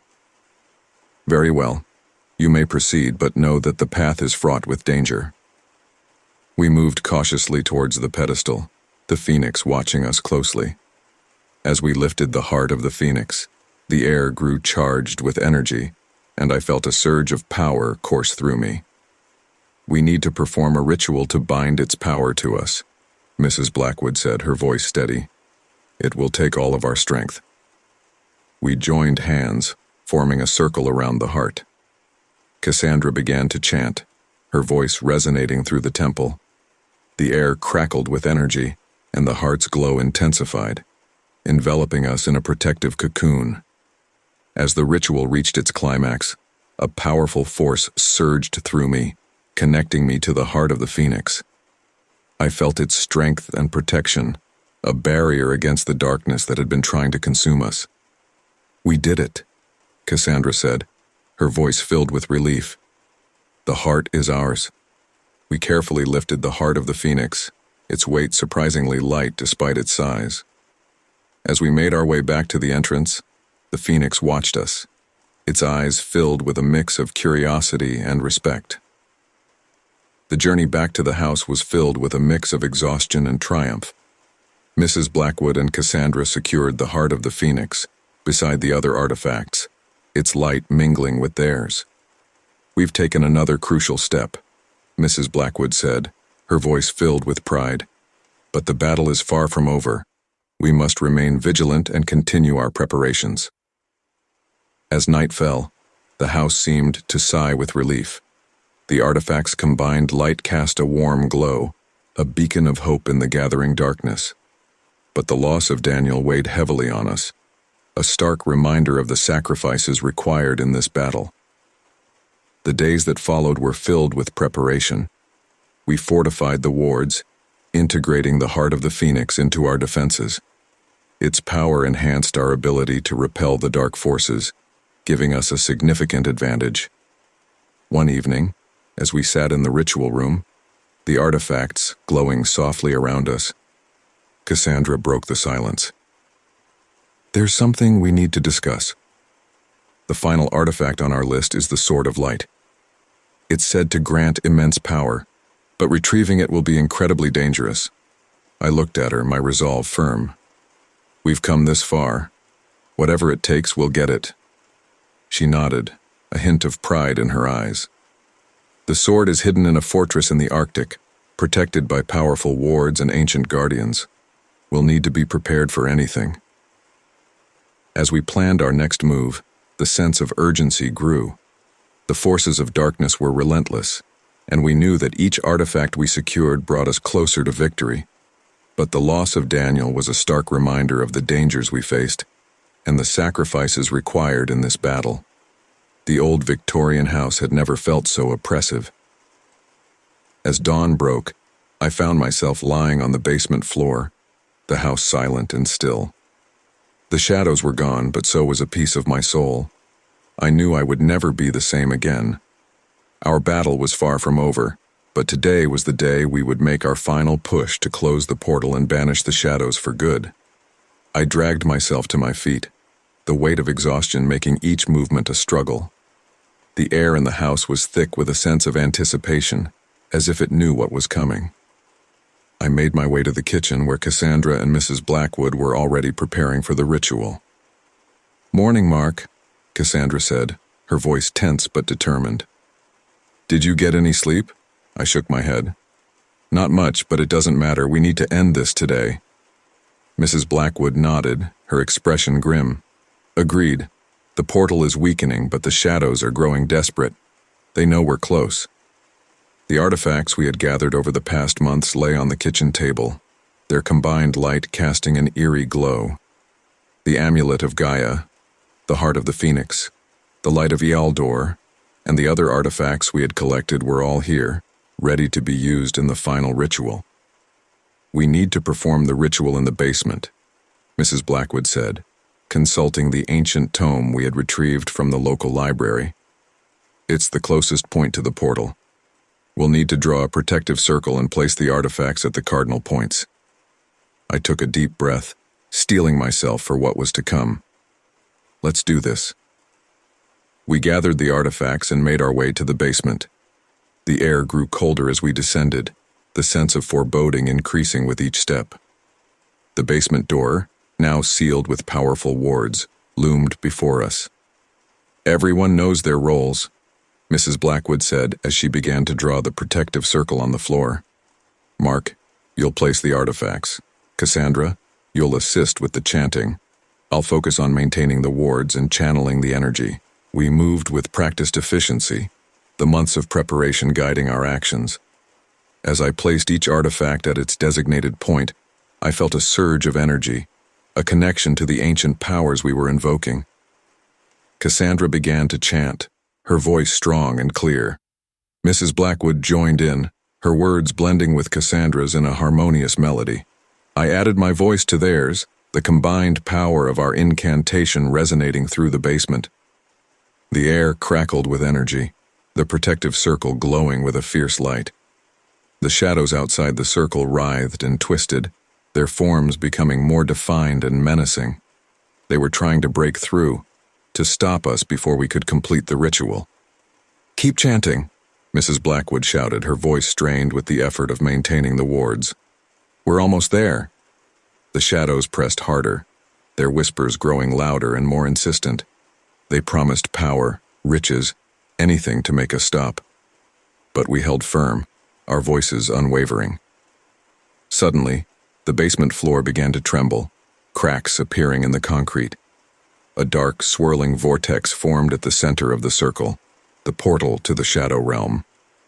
The air grew thick with malevolent energy, the shadows screaming in rage. "Now, Mark," Mrs. Blackwood cried. "Channel the energy of the artifacts into the portal." I stepped forward, my hands outstretched, the power of the artifacts flowing through me. The amulet of Gaia pulsed with a vibrant green light, the heart of the phoenix blazed with a fiery intensity, and the light of Ealdor shone with a pure, radiant brilliance. "By the power of Gaia, the phoenix, and Ealdor," I intoned, my voice echoing through the basement, "we seal this portal and banish the shadows to the void." The energy surged through me, a torrent of light and power. The shadows screamed, their forms dissolving into the vortex. The portal began to shrink, the cracks in the floor closing as it did. But just as the portal was about to close completely, a powerful force struck me, sending me sprawling to the floor. The shadows coalesced into a single, towering figure, its eyes burning with an unholy light. "You cannot stop us," the shadow entity roared. "We are eternal. We are the darkness that lies in every heart." Cassandra and Mrs. Blackwood redoubled their efforts, their chants growing louder and more urgent. I struggled to my feet, the weight of the entity's presence pressing down on me. "By the light of Ealdor, I banish you," I shouted, raising the light of Ealdor high. The artifact blazed with a blinding light, striking the shadow entity with its full force. The entity screamed, its form wavering and disintegrating under the assault of the light. The portal shrank further, the pull of the void dragging the entity into its depths. "No," the shadow entity howled. "This is not the end. We will return." With a final deafening roar, the entity was sucked into the void, and the portal closed with a resounding crash. The basement fell silent, the oppressive darkness lifting. We stood there, breathing heavily, the after-effects of the ritual leaving us drained but triumphant. The artifacts lay on the floor, their light fading but still present. "We did it," Cassandra said, her voice barely above a whisper. "We actually did it." Mrs. Blackwood smiled, her expression one of exhausted relief. "The portal is sealed and the shadows are banished. For now, at least." I nodded, feeling a sense of peace for the first time since I had moved into the old house. "But we need to stay vigilant. They'll try to find another way back." Mrs. Blackwood placed a hand on my shoulder. "We will. But for now, let's take a moment to rest. We've earned it." We made our way back upstairs, the house now bathed in the soft light of dawn. The oppressive energy that had permeated every corner was gone, replaced by a sense of calm and serenity. As we sat in the kitchen sipping on hot tea, I looked around at the faces of my friends and allies. We had faced unimaginable horrors together, and we had come out stronger for it. "What's next?" I asked, my voice filled with determination. "What do we do now?" Mrs. Blackwood smiled, a twinkle of mischief in her eyes. "Now we prepare for the next challenge. The shadows may be gone, but there are other threats out there, and we'll be ready for them." Cassandra nodded, her green eyes filled with resolve. "We've come this far. Whatever comes next, we'll face it together." I looked out the window at the rising sun, feeling a sense of hope and purpose. The final push had been successful, but our journey was far from over. The world was full of darkness, but we had the light to push it back. As the first rays of sunlight bathed the house in a warm glow, I knew that we were ready for whatever the future held. The battle against the shadows had been won, but the war against the darkness was just beginning, and we would face it together, armed with the power of light and the strength of our bond. "Here's to the future," I said, raising my cup of tea, "and to the light that guides us." "To the future," Cassandra and Mrs. Blackwood echoed, their voices strong and united. Together, we would face the darkness. Together, we would find the light.